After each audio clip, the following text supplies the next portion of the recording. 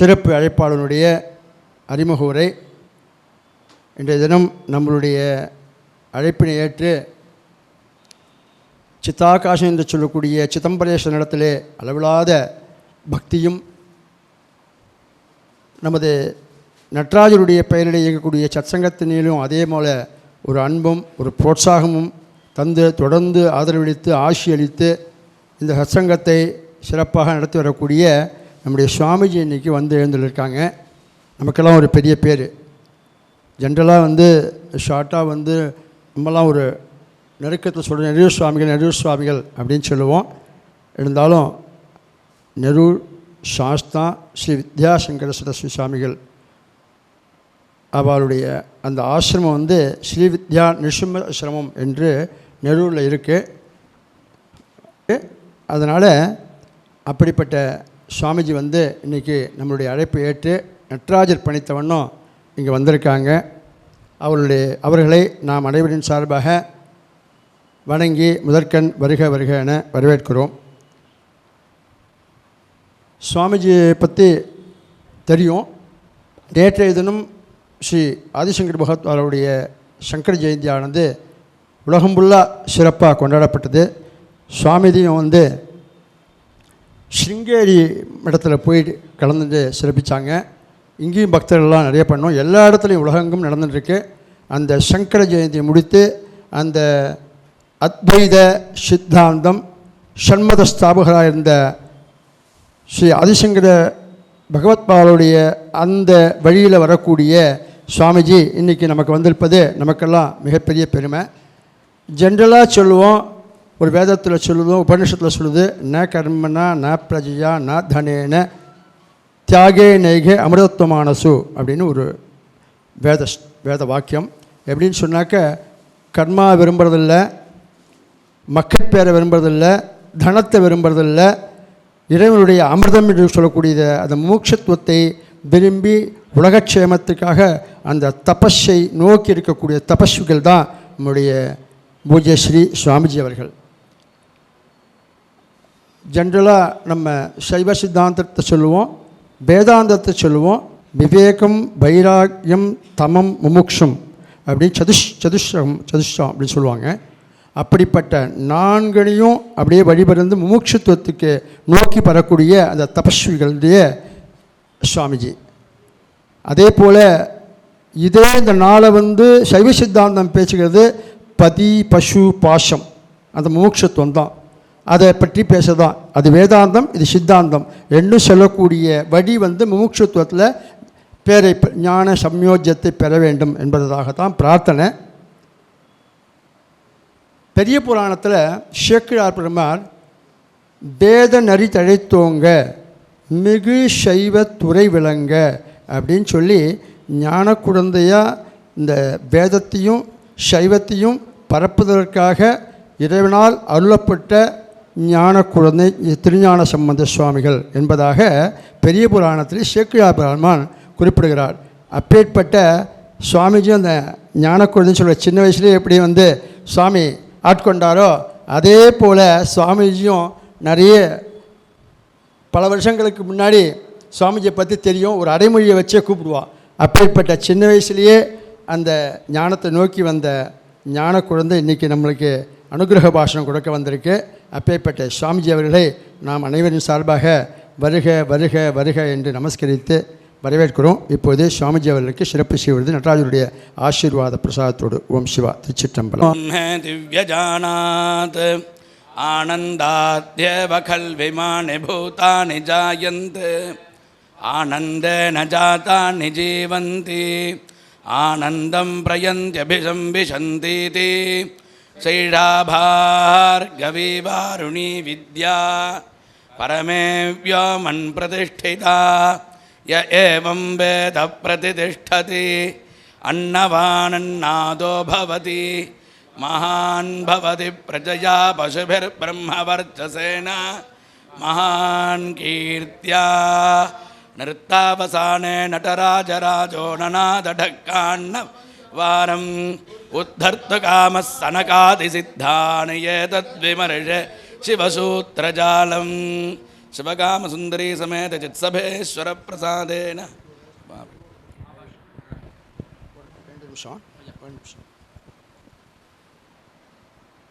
मौलो गंगा शशांको करचरणतले शीतलांका भुजंगा वामे भागे दयाद्रा हिमगिरितनया चंदनं शर्वगात्रं इत्थं शीतं प्रभूतं कनकशबानाथवोटुं सृष्टिः चित्ते निर्वेददब्धे यदि भवति नदीये नित्यवासो मदीये.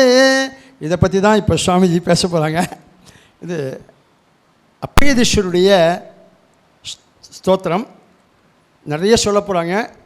எப்படி மாணிக்கவாசகர் உலகெல்லாம் போய் சுற்றி வந்து எனக்கு அருள்பாலித்த எனக்கு குருவாக இருந்த குரு இங்கே உட்கார்ந்துருக்கார் அப்படின்னு சொல்லி கண்டு வினைப்பிறவி என்கின்ற வேதனையில் அகப்பட்டு தனைச்சிறிதும் நினையாமல் தளர்விழுது கிடந்தேனே அப்படின்னு கதறாரோ அதே மாதிரி அப்பயதீஸ்வரர் எல்லா இடமும் சொல்லிட்டு 73 வயசில் இங்கே சிதாகாசத்துக்கு வந்தார். சிச்சபேசனோட பேசினார், சம்யோஜமானார், மாணிக்கவாசரை போலவே சம்யோஜமானார் அப்படின்னு நமக்கு புராணங்கள் நம்மளுடைய ஒரு கிரந்த நூல்கள் சொல்கிறது. அது நிறைய பேருக்கு வெளியில் தெரியல. அதை இன்னும் நிறைய கொண்டு போகணும் அப்படிங்கிறதுக்காக தான் இன்றைக்கு அனுகிரக பாஷணமாக சுவாமிஜியெல்லாம் இங்கே சுவாமி அனுப்பி வச்சுருக்கார். அவர் அந்த ஸ்தோத்திரத்தில் சொல்கிற நிறைய சுவாமி சொல்ல போகிறார். இந்த ஸ்தோத்திரம் அப்பயதீஸ்வரால் பண்ணினது சுவாமியை பற்றி. இதில் இந்த மௌலோ கங்கா சசாங்கங்கிற ஸ்தோத்திரம் ரொம்ப செய்யா அவர்கள் சிச்சபேஷா உனக்கு வந்து சிரசில் உனக்கு மலையரிசியாக இருக்கக்கூடிய பார்வதியை பக்கத்தில் வச்சுருக்கு, அதுவே சீத்தலம்.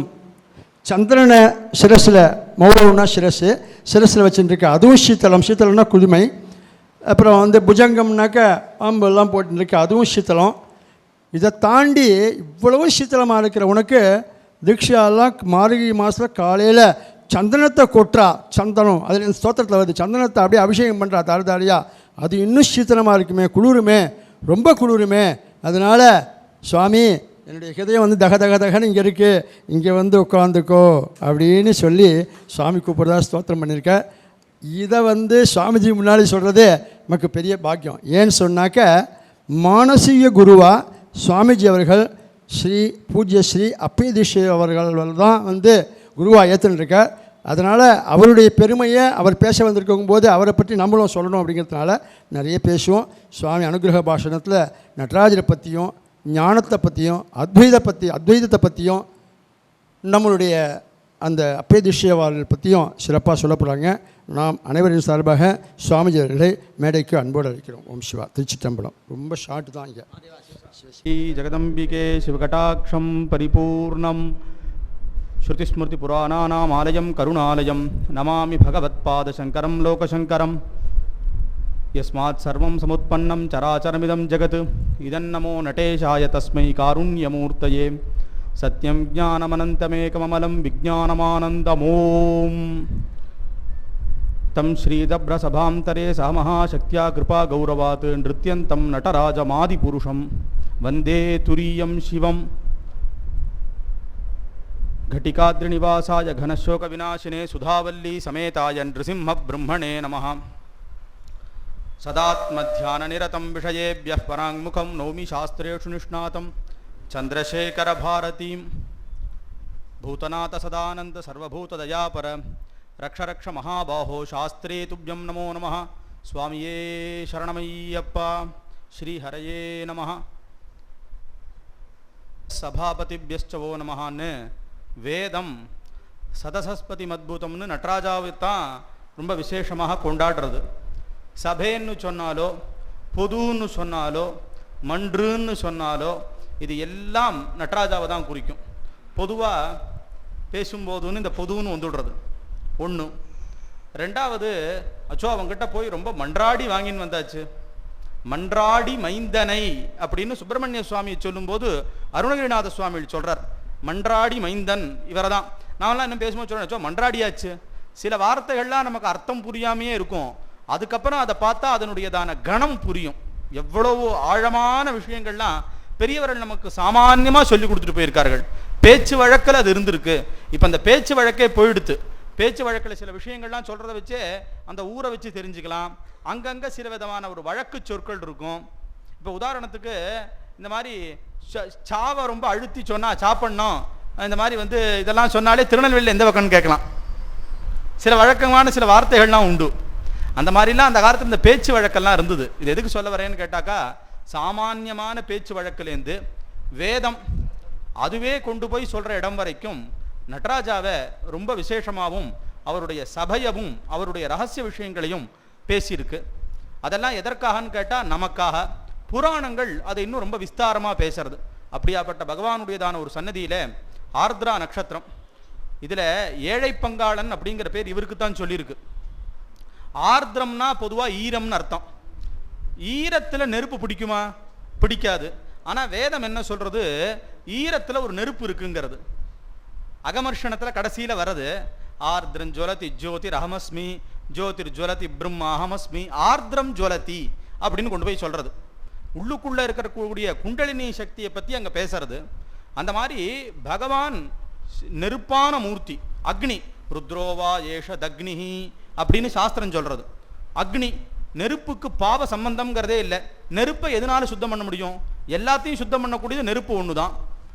விபூதியை திருப்பி நெருப்பில் இட்டாலும் கடைசியில் கிடைக்கக்கூடியது விபூதி. எல்லாத்தையும் விபூதியாக மாற்றும். விபூதி விபூதியாகவே இருக்கும். ஆஞ்சநேய சுவாமி லங்கையை எரிச்சார். சம்ஸ்கிருதத்தில் விபூதிங்கிறதுக்கு நிறைய அர்த்தங்கள் இருக்கு. விபூதினா லீலை, விபூதினா ஐஸ்வர்யம், விபூதினா பஸ்மம், இப்படி நிறைய அர்த்தம் இருக்கு. ஒரு கவி யாரு, போஜராஜன், அவன் ரொம்ப அழகாக வர்ணிச்சான். இந்த லங்கையானது ஆஞ்சநேயர் எரிக்கிறதுக்கு முன்னாடியும் விபூதியோட இருந்தது.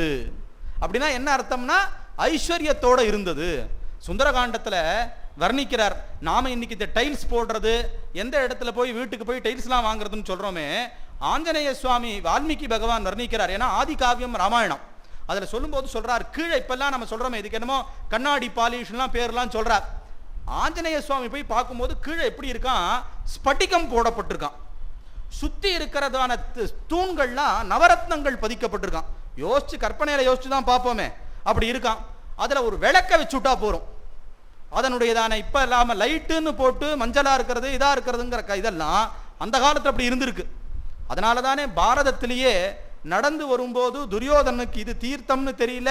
இப்ப நாம சொல்ற மாதிரி இந்த டைல்ஸ் போட்டதனுடைய பிரச்சனை தான் பாச்சு.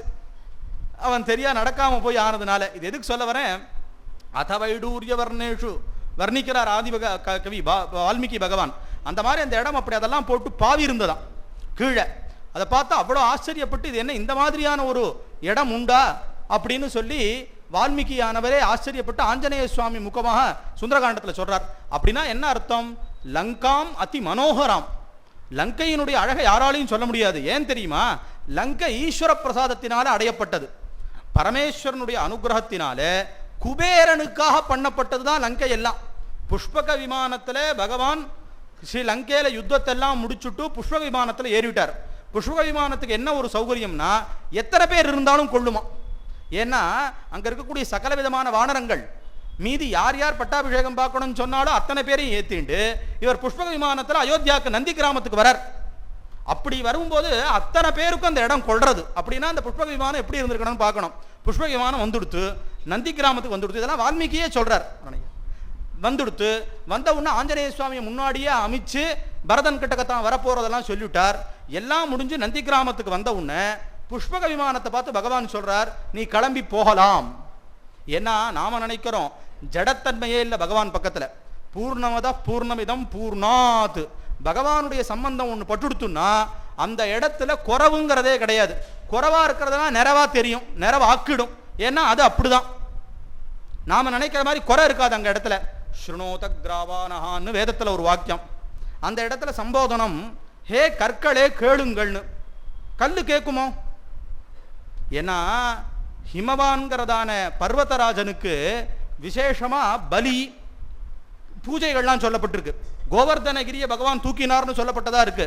பகவானுடைய சம்பந்தம் இருக்கிறதுனால அதெல்லாம் ஒரு தேவதைகள், அதெல்லாம் கேட்குமா. நாம நினைச்சுட்டு இருக்கிற மாதிரி ஜடத்தன்மைங்கிறது இல்லை. ஏன்னா பகவானுடைய சம்பந்தம் இருந்துடுத்துனா அங்க விசேஷத்தன்மை ஏற்பட்டு விடுறது அப்படின்னு சொல்ற மாதிரி புஷ்பக விமானத்தை பார்த்து ராமர் சொல்றார், எல்லா காரியமும் ஆயிடுத்து, நீ உன்னோட இடத்துக்கு கிளம்பி போலாம், குபேரன்ட்ட கிளம்பி போ. அப்பதான் அந்த இடத்துல எல்லாருக்கும் புரியறது, புராண சாரமும் தெரியறது. அதாவது குபேரன் என்ன பண்ணினா, குபேரனுக்கு பெரிய ஒரு சகான்னா தோழன் அர்த்தம். யார் தெரியுமோ? இவர் தான், நட்ராஜா தான் குபேரனுடையதான தோழன். அதுவும் அந்த ஐஸ்வர்யத்தை எப்படி அடைஞ்சானா, சுவாமி இட்டு இருக்கிற விபூதியிலேருந்து ஒரு துகள் விழுந்த ஐஸ்வர்யத்தை அடைஞ்சிருக்கான் குபேரன். குபேர மித்ரன் இவருக்கு பேரு. அப்படி இருக்கிற காரணத்தினால அவன் கை கட்டி சேவகத்தோட நின்று இருக்கான் சுவாமி கிட்டக்க. அப்படியாப்பட்டவன் என்ன பண்ணினா, பூலோகத்துல இந்த லங்கைங்கிற தீவை தேர்ந்தெடுத்து சந்திரகாந்த கல்லுலேருந்து தீர்த்தம் வரணும் குளிக்கிறதுக்கு, புஷ்பக விமானம் இருக்கணும், இந்த மாதிரிலாம் அற்புதமான ஒரு நகரம் நிர்மாணிச்சான். ஆனா அவன்கிட்டேருந்து பிடுங்கினுட்டான் ராவணன். ஒன்று அவனுடைய தபஸ் பிரபாவம், இன்னொன்று அவனுக்கு என்னதான்னாலும் இவன் அண்ணா தம்பிகள் தான் இவர்கள்லாம். அப்படி இருக்கிற காரணத்தினால அவன்கிட்டேருந்து வந்தது. அதனால சுவாமி என்ன சொல்றார், ராமர் நீ எங்க வந்தையோ அங்கே திரும்பி போயிடணும். யார் யாருடைய வஸ்து யார் யாருக்கிட்டக்க போகணுமோ அவா கிட்டக்க போயிடணும். பகவான் அதுல ரொம்ப சரி. அதனால என்ன பண்ணினார், நீ திரும்பி இந்த இடத்துல இருக்கிறதுக்கு இல்லை, உன்னுடைய இடம் குபேரனுடைய அழகாபுரிங்கிற பட்டணம், நீ அங்க கிளம்பி போயிடலாம் அப்படின்னு உடனே அந்த புஷ்பக விமானமானது அங்க போய் சேர்ந்து விடுறது அப்படின்னு கொண்டு போய் ராமாயணத்துல இருக்கு. எதுக்கு சொல்ல வரேன், அப்படி பார்க்கும்போது ராமாயணத்துல வர்ணிச்ச மாதிரி ஆஞ்சநேய சுவாமி எரிக்கிறதுக்கு முன்னாடியும் லங்கை விபூதியா இருந்தது. இது நான் எதுக்கு சொல்ல வரேன்னா, பகவான் அக்னிங்கிறதுக்கு சொல்ல வரேன். அதுக்கு விபூதியினுடைய தத்துவம் வந்ததுனால சொல்றேன். விபூதியா இருந்தது. விபூதினா ஐஸ்வர்யம். போஜன் சொன்னா லங்கை எரிக்கிறதுக்கு முன்னாடி விபூதியா இருந்தது, எரிச்ச அப்புறமும் விபூதியா இருந்தது. எரிச்சப்புறம் விபூதிங்கிறது சாம்பல். ஆனா ஒண்ணு தெரியுமோ, சுந்தரகாண்டத்துல அந்த சர்க்கத்தை வர்ணிக்கும் போது லங்கா தகனம், லங்கா தாகா அப்படின்னு லங்கையை எரியூட்டுவது அப்படிங்கிறது அந்த சர்க்கத்துக்கு பேரு, அந்த அத்தியாயத்துக்கு. ராமாயணத்துல வரதெல்லாம் சர்க்கம்னு சொல்லணும், மற்ற இடங்கள்ல வரத அத்தியாயம்னு சொல்லணும், இது வழக்கம். அந்த இடத்துல வால்மீகி வர்ணிக்கிறார், குழந்தைகளையோ வேதம் சொல்றவர்களையோ பகவத் பக்தர்களையோ இந்த நெருப்பு எதுவும் செய்யல. இதையே தான் நீங்க அப்புறம் யுகம் மாறி காலம் மாறி எழுதினவர் மாறினாலும் கண்ணகி மதுரையை எரிச்ச போது கை குழந்தைய வச்சுட்டு இருக்கிறவா, கர்ப்பவதிகள், வேதம் படித்தவர்கள், பகவானுக்கு இதா இருக்கிறவர்கள், இவாள இந்த நெருப்பு ஒன்றும் பண்ணலேன்னு இருக்கு. அதனாலதான் தர்மத்தினுடைய ஒரு பெரிய கௌரவமே என்னன்னா, காலம் மாறலாம், எழுதுறது சொல்றது ஆட்கள் மாறலாம், ஆனா போட்ட அந்த நியமம் மாறவே மாறாது. ஏன்னா சொன்னது இவர் சத்தியம், இவர் வாக்கு சத்தியம், இது எந்த காலத்துக்கும் மாறாத சட்டம். என்ன யோசிச்சு பாருங்க, இதை எழுதின வால்மீகியோ சம்ஸ்கிருதத்தில் எழுதினவர், ஆதி கவி, யுகத்துக்கெல்லாம் முன்னாடி. அப்புறம் வந்த கண்ணகி இதை எழுதினவரோ இன்னொருத்தர் அடிகள். யுகம் அப்புறம், காலம் அப்புறம், மொழி அப்புறம், எழுதினவர் வேறு. ஆனா மற்றதெல்லாம் மாறலாம், தத்துவம் மாறல. அப்படி இருக்கிற காரணத்தினால அக்னியால தான் சுத்தம் பண்ண முடியும். அக்னினாலே சுத்தமானது அழைத்து கொண்டு போவதுன்னு அர்த்தம். பிராணன், அக்னி இவாளுக்கெல்லாம் அழைத்துன்னு போறதுனாலேன்னு பிரிக்கிறது அங்க இருக்கு சமாசம். அந்த மாதிரி இருக்கிற அக்னி தான் வேதமே பிரார்த்தனை பண்றது.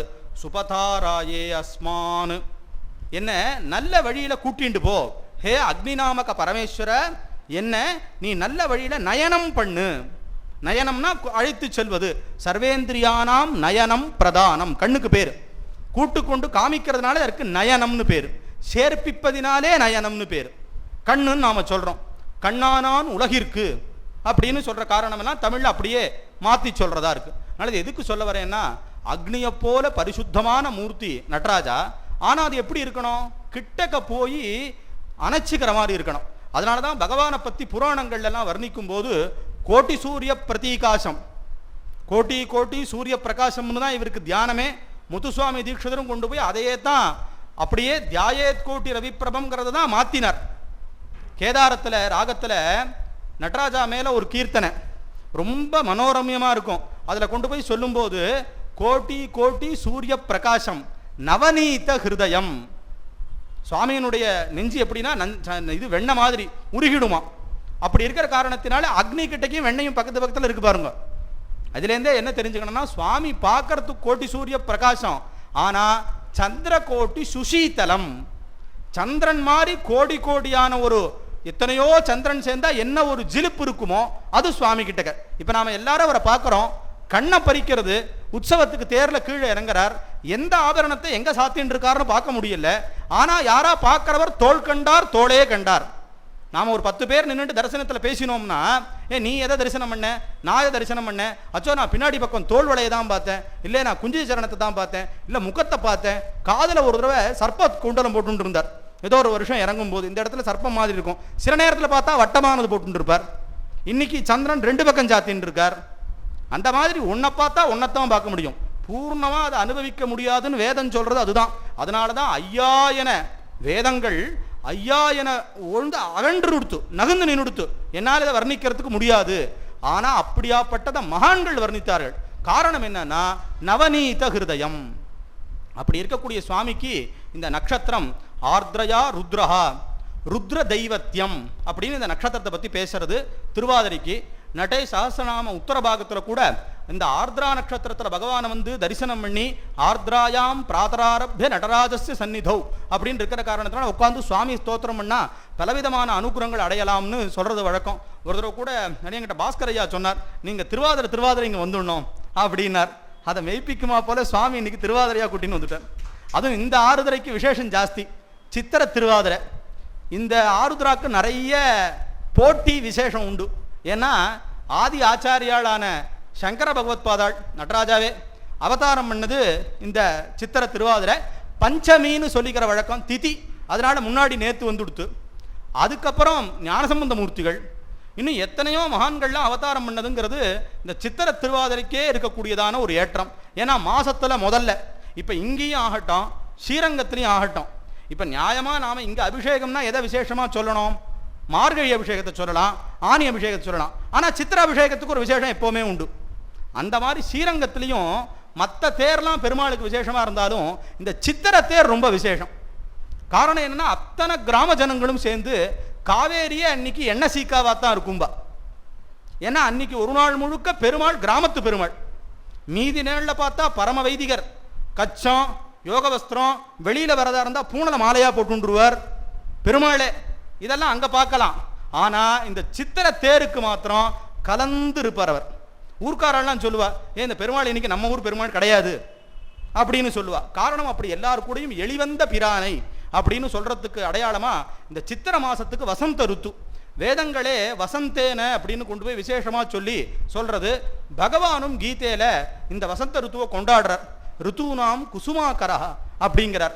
காரணம் என்னன்னா லௌகீகத்தை சார்ந்து தான் உற்சவங்கள் ஏற்பட்டிருக்கு. உற்சவம்னு சொல்லி கொடியேற்றினா அது ஏதோ பூஜைன்னு மாத்திரம் அர்த்தம் கிடையாது. இதை எத்தனையோ இடத்துல அடியன் விண்ணப்பிச்சிருக்கேன். இங்கே மறுபடியும் நல்லதை திருப்பின்னு சொல்றதுனால தப்பு இல்லை. ஒரு உற்சவம் நடத்தினா ஊரில் வர்த்தகம் பெருகும். இந்த காலம் மாதிரி போயிட்டு வர போக்குவரத்தெல்லாம் இப்படிலாம் இல்லை, வாட்ஸ்அப் மெசேஜ் எல்லாம் இல்லை. ஒரு ஊரில் பொண்ணு எடுத்து பொண்ணு பார்க்கறதுக்கு சௌகரியமாகும். அடுத்து நாம் வேறு எந்த இடத்துல வாசம் பண்ணலாம் இருக்கலாம், ஏன்னா அந்த காலத்தில் மாறி மாறி இருக்கிறதுக்கெல்லாம் இடம் பார்க்கறதுக்காகும். இந்த மாதிரி எத்தனையோ காரணத்தை வச்சு தான் இதை பண்ணினார்கள். இப்போ முப்போகம்னு சொல்கிற இடத்துல எல்லாம் ஆகி விளைஞ்சு அடுத்து ஒன்றுக்கு ஆரம்பித்து எல்லாமே புஷ்பிச்சு இருக்கக்கூடிய மலர்ந்து பூக்கள்லாம் மலர்ந்து இருக்கக்கூடிய காலம். ஏன்னா நிறைய பேர் கேட்கலாம், இந்த வெயிலில் போய் மீனாட்சி கல்யாணம் பண்ணிக்கணுமா? ஏன்னா இப்போ உற்சவம் நடந்துட்டு இருக்கு சுவாமிக்கு. இன்னும் இப்போ உத்தரத்தன்னைக்கு மீனாட்சி சுந்தரேஸ்வரால் கல்யாணம். எந்த ஊரில் பாருங்க, சித்திரை வைகாசி இந்த 2 மாசத்துல நிறைய உற்சவங்கள். இந்த வசந்த காலத்தில் தான் எல்லாமே நடக்கும். இவ்வளோ வெயிலில் நடக்கிறதுன்னு கேட்டால், ஏன்னா நமக்கு ஆரம்பம் இதுதான், சித்திரை மாசத்தை தான் சொல்லியிருக்கு ஆரம்பிக்கிறது. இதில் எல்லாருக்கும் எல்லா விதமான சௌகரியங்களும் இருக்கும். ஆரம்பத்தில் எல்லாத்தையும் பகவானுக்கு அர்ப்பணம் பண்ணிட்டு எடுத்துக்கணும். ஏன்னா எதுவுமே பகவானுக்கு அர்ப்பணம் பண்ணாமல் எடுத்துக்கப்படாதுங்கிற நியாயத்தில் தான் அந்த காலத்தில் பெரியவர்கள் சைத்ரோத்சவம்னு பேர். எல்லா கோயில்லையும் கூடுமான அளவு சைத்ரோத்சவம் தான் நடக்கும். அது சாந்திரமானத்தை சார்ந்து இருந்தாலும், சாந்திரமானம்னா பங்குனியிலேயே சித்திரை வந்துடும். நமக்கு நேர் சித்திரை சூரியன் மேஷராசிக்கு வரணும், இதான் வழக்கம். அப்படி எப்படி ஒட்டினா கூட பங்குனி சித்திரை வைகாசி இந்த 3 மாசத்துக்குள்ள சுக்லபக்ஷத்திலேயோ கிருஷ்ணபக்ஷத்திலேயோ நட்சத்திரம் சார்ந்து கொடியேறி சுவாமிக்கு ஒரு 10 நாள் உற்சவம் நடக்கும். இதெல்லாம் பெரியவர்கள் ஏற்படுத்தி வச்ச காரணம் எல்லாத்தையும் சேர்த்து தான். அதில் இந்த மாசத்துக்கு இருக்கக்கூடிய விசேஷமும் இந்த முதல் ஆருத்ரான்னு இருக்கக்கூடியதான இந்த நட்சத்திரத்தில் ஆர்திரான்னு சொல்ற வழக்கம். அது ஆருத்ரான்னு ஆயிடுத்து. சரி, ஆங்கிற இடத்துல தீர்க்க விசேஷம் தானே, அதனால அப்படி இருக்கிற காரணத்தினால ஆருத்ரா அப்படின்னு இருக்கக்கூடியதான அந்த ஒரு விசேஷத்தை வச்சு இன்னைக்கு பகவானுடைய சன்னதியில ஐயா கிருஷ்ணய்யா இன்னும் எல்லாம் சார்ந்தா ஒரு பெரிய பாக்கியத்தை கொடுத்தார். அதுல இன்னொரு சௌகரியமும் பகவான் என்ன பண்ணி கொடுத்தாருன்னா, சங்கர ஜெயந்தி அன்னைக்கு இதை கொடுக்கல. ஏன்னா வந்திருக்க முடியாது, சுவாமி தரிசனம் பண்ணியிருக்க முடியாது. நேத்து சங்கர ஜெயந்தி அது மாற்றி இது அடுத்த நாளாக வந்தது. ஐயாவுக்கு எப்போவுமே ஒரு பெரிய பிரியம் உண்டு. ஏன்னா இப்போ இங்கே இந்த சாஸ்தா காரியம் நடப்போது கூட அடியன் வரணும்னு சொல்லி அபிப்பிராயப்பட்டார். பாக்கியத்தை சேர்த்து கொடுக்கணும். அந்த இடத்துல சோம்பேறித்தனத்தை பகவான் காமிச்சிடக்கூடாது. அவர் ஃபோன் நாங்கள் அப்போ இதில் இருந்தோம். அப்போ சொன்ன உடனே ஒரே வார்த்தை தான், எப்படியோ சங்கர ஜெயந்தியில் அடுத்த நாள் எடுத்து 2 லாபம், நடராஜா தரிசன லாபம், பக்தடை பார்க்குற லாபம். ஏன்னா பெரியவர்கள் விஷயத்துலேருந்து தெரிஞ்சுக்கணும். பெரிய ஐயா, அதாவது பரமேஸ்வர தீட்சிதர்னு சொல்லக்கூடிய பெரிய ஐயா ஒரு விஷயம் சொல்லுவார். எல்லா கோவிலுக்கும் போனாலும் சரி, இங்கேயும் சரி, இதுலையும் போது தரிசனத்தும் போது சுவாமியை ஒரு நிமிஷம் பார்த்துட்டு இந்த கூட்டத்தையே இப்படி பார்ப்பார். நான் பார்த்துருக்கேன். அதுக்கு அர்த்தமும் சொல்லி கேட்டிருக்கேன். என்கிட்ட ஒரு தடவை சொன்னார், ஏன்யா இப்போ நான் ஒரு நடராஜாவை தான் அங்கே பார்க்க முடியும், இங்கே வந்திருக்கக்கூடிய பக்தாள் எல்லாம் பார்த்தேன்னா 2 நடராஜாவை பார்ப்பேன். ஐயா சொன்ன வார்த்தை இது. எத்தனை பேரோ அத்தனை பேர் கண்ணில் 2 நடராஜா. யோசிச்சு பாருங்கன்னார். நடராஜ தத்துவத்தை அவர் பொழிஞ்ச மாதிரி சொல்கிற மாதிரி இன்னும் வேறு யாரும் சொல்ல முடியாது. காரணம் என்னன்னு கேட்டாக்கா, திரிசஹஸ்ர முனீஸ்வரர் அதையும் விட பக்தி பாவமும் பரமேஸ்வரனுடைய தத்துவத்தில் ரொம்ப தீவிரமாக இருந்தவர். அவர் எங்கிட்ட சில வார்த்தையெல்லாம் சொன்னதெல்லாம், நீங்கள் எங்களை என்ன வேணால் அடிங்க, நடராஜாவை பற்றி புகழ்ந்து ஒரு வார்த்தை சொல்லுங்க, முடிஞ்சு போச்சு. இப்படிலாம் ஆசியமாக சொல்லுவார். பேசும்போதே ஏன் இது சொல்லுங்க, இது எப்படிம்பார். ஐயா நீங்கள் தான் சொல்லணும், எங்களுக்கு தெரியாது, நீங்கள் சொல்லுங்கன்னா தான். இல்லையா நீங்களே சொல்லுங்கம்பார். ஒரு 2-3 தடவை இல்லை நீங்கள் தான் சொல்லணும்னா அதுக்கப்புறம் தான் பதில் சொல்லுவார். இல்லைன்னா சொல்ல மாட்டார். அவருடைய குருவினுடைய மகிமை. ராஜகணேச தீட்சிதர்னு சொல்லக்கூடிய அந்த மகானுடையதான ஒரு பெரிய ஒரு சிவகாம சுந்தருடைய நேர் அனுகிரகம். அதனால் அவர்கள்லாம் இருந்து சுவாமியினுடைய தத்துவத்தை கிட்டக்க அனுபவித்த மாதிரி யாரும் சொல்ல முடியாது. ஐயா சொல்லுவார், இந்த பூ அழுகின பூக்கு பண்ண பாக்கியம் நான் பண்ணலைன்னார் ஒரு தடவை. புரியலையே ஐயா என்ன, இந்த அழுகின பூக்கு என்ன ஒரு சுபாவம்னா, நல்லா மலர்ந்த பூ பார்த்தேன்னா சுவாமி இப்போ வேற ஒன்றும் வேண்டாம், இவா நித்தியம் சுவாமி அர்ச்சனை பண்ணுறா, குஞ்சு சரணத்தில் கொண்டு போய் ஒரு நல்ல மலர்ந்து இருக்கக்கூடியதான அரளி இல்லை மல்லிகைப்பூ போடுங்க, கீழே விழுந்துடும். இந்த அழுகின பூ என்ன பண்ணும், ஒட்டினுடும். ஐயா சொல்லிட்டு, அந்த அழுகின பூவா நான் இல்லையே, அந்த அழுகின பூவை தன் காலில் ஒட்ட வச்சுக்கிறாரு, மலர்ந்த பூவை கீழே தள்ளிவிடுறாரு. அதுதான் ஏழை பங்காளன்கிற குணம். அதனால தான் சாஸ்திரங்கள் என்ன சொல்றது, படிப்பு. ஐயா ஆரம்பத்தில் பேசும்போது சொன்னார், தியாகேனைக்கே அமிர்தத்துவமான சுகு புத்திரேன தனேன.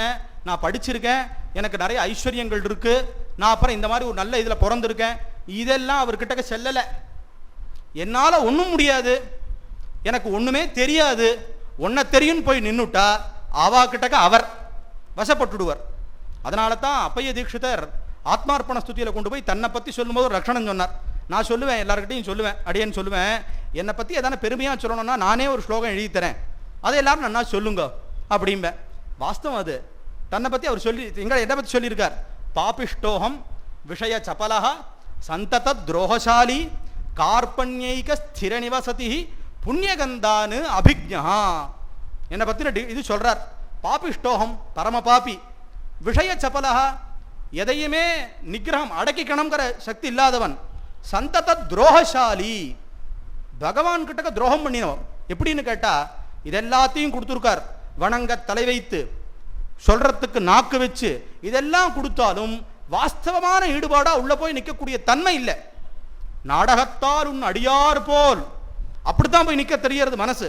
வாஸ்தவமா கதறி அழுது சொல்றதுக்கான தன்மை வரல.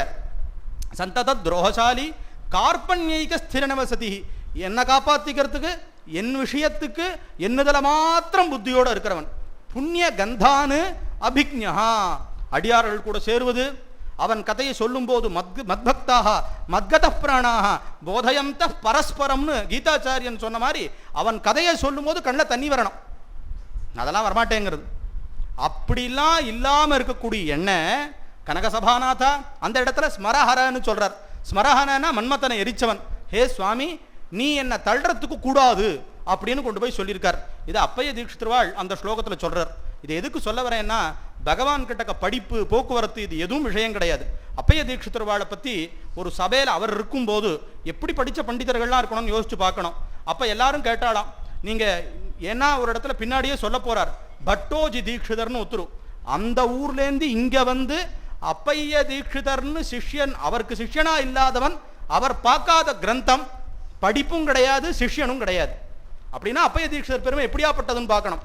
பட்டோஜி தீட்சிதர்லாம் வியாக்கரணத்துக்கெல்லாம் பெரிய காரியம் பண்ணினவர். அப்போ அப்பைய தீட்சிதர் சொன்னாரா, அப்பா எனக்கு அது இதெல்லாம் தெரியாது, சிவபக்தியும் பரமேஸ்வரனுடைய சரணாரவிந்தத்தில் எப்பவும் கை கட்டி நிற்கிறதும் தான் எனக்கு தெரியும், வேற ஒன்றும் அப்பைய தீட்சிதருக்கு விஷயம் இல்லை அப்படின்னு அவ்வளோ பெரிய மகான் சொன்னாராம். அப்படி இருக்கிற காரணத்தினால பகவான் கிட்டக்க ஈடுபடணும், அவன் கிட்டக்க எதுவும் இல்லை, நீ தான் அனுகிரகம் பண்ணணும்னு போய் நிற்கணும். அதனால தான் ஒருத்தர் சமீபத்தில் ரொம்ப அழகாக ஒரு விஷயம் சொன்னார். அது இந்த மாதிரி அர்த்தத்தை இத்தனை இதில் கேட்கல. அது என்ன ஒரு அழகான அர்த்தம்னா, ரமணையா சொன்னது, இதே சிதம்பரத்தில் இருக்கிற ரமணையா சொன்னது, ருத்ரன்னு சொல்லி சொன்னா ரோதய தீதி ருத்ரஹா. நிறைய அர்த்தம் இருக்கு. அழவைப்பதினால் ருத்ரன், பாபத்தை போக்குறதுனால ருத்ரன். ருஜம் திராவய தீதி ருத்ரஹா, ரோதயதி திராவ ருஜம் எப்படி வேணா சொல்லலாம் அதை. ஆனா ஒரு அர்த்தம் அழ வைக்கிறதுன்னார். யாரா கிட்டக்க போவோமா ஒரு கிட்டக்க? அழ வைக்கிறாருன்னா யாருக்காவது முடியுமோ? அப்ப அவர் சொன்னார் ஒரு அழகான ஒரு அர்த்தம், ரொம்ப சிந்திக்க வேண்டிய ஒரு அர்த்தம். அது ஏன்னா ரசஜாலா இங்க இருக்கிறதுனால ஒரு விஷயம் சொல்லிட்டா போறோம், அதை உடனே சென்று இங்க ஐயாலாம் விஷயம் இப்பவும் கேட்கணும், நடராஜாவை பத்தி கேட்கணும். ஏன்னா சாஸ்திரம் என்ன சொல்றதுன்னா, பகவானை பத்தி பேச ஆரம்பிச்சுட்டா வாயை மூடக்கூடாது, பகவானை பத்தி சொல்ல ஆரம்பிச்சு கேட்க ஆரம்பிச்சாலும் நிறுத்தக்கூடாது. மகான்கள் என்ன பண்ணுவார்களா, பகவானை பத்தி சொல்ல ஆரம்பிச்சுட்டா சொல்லிகிட்டே இருப்பார்களாம். அப்படின்னா நமக்கே தெரியறதா, நம்ம டைமை பார்த்துன்னு சொல்றோம். பகவானை பத்தி கேட்க ஆரம்பிச்சுட்டா நிறுத்தவே மாட்டார்களாம், கேட்டுட்டே இருப்பார்களாம். இப்போ இங்க ஐயா எல்லாருமே நடேஷ தத்துவத்தை ரொம்ப மூழ்கினவா. எப்போ வந்தாலும் அடியே நீங்கள் சொல்லுங்க, அவளுக்கு தெரியாதெல்லாம் இல்லை, ஆனாலும் அவளுக்கு ஒரு ஆசை என்னன்னு கேட்டால் நீங்கள் சொல்லுங்களேன், ஒரு தடவை சாமியை பற்றி கேட்போமே. யார் சொன்னாலும் பகவானுடைய குணங்களை கேட்கணும் இல்லையா? பாலாதபி சுகாதபி அப்படின்னு சொல்லுமா போல. அதனால எதுக்கு சொல்லுவேன், அப்போ அவர் ஒரு வார்த்தை சொன்னார், அதெல்லாம் மாறாத உள்ளுக்குள்ள ஒரு தடவை சொன்னால் மறக்காது. அவர் சொன்னார், அழ வைக்கிறவன் தான் சுவாமி. அப்படின்னா இப்போ நாம் சொல்லுவோம், கஷ்டத்தை கொடுக்குறாரு, சோதனையை பண்ணுறாரு, சிறுத்தொண்ட நாயனார்கிட்ட அப்படி பண்ணினாரு, இதெல்லாம் சுவாமி பண்ணுவாரா? கருணை உண்டா? நெஞ்சு கல் அப்படிலாம் நாம் சொல்லுவோம்.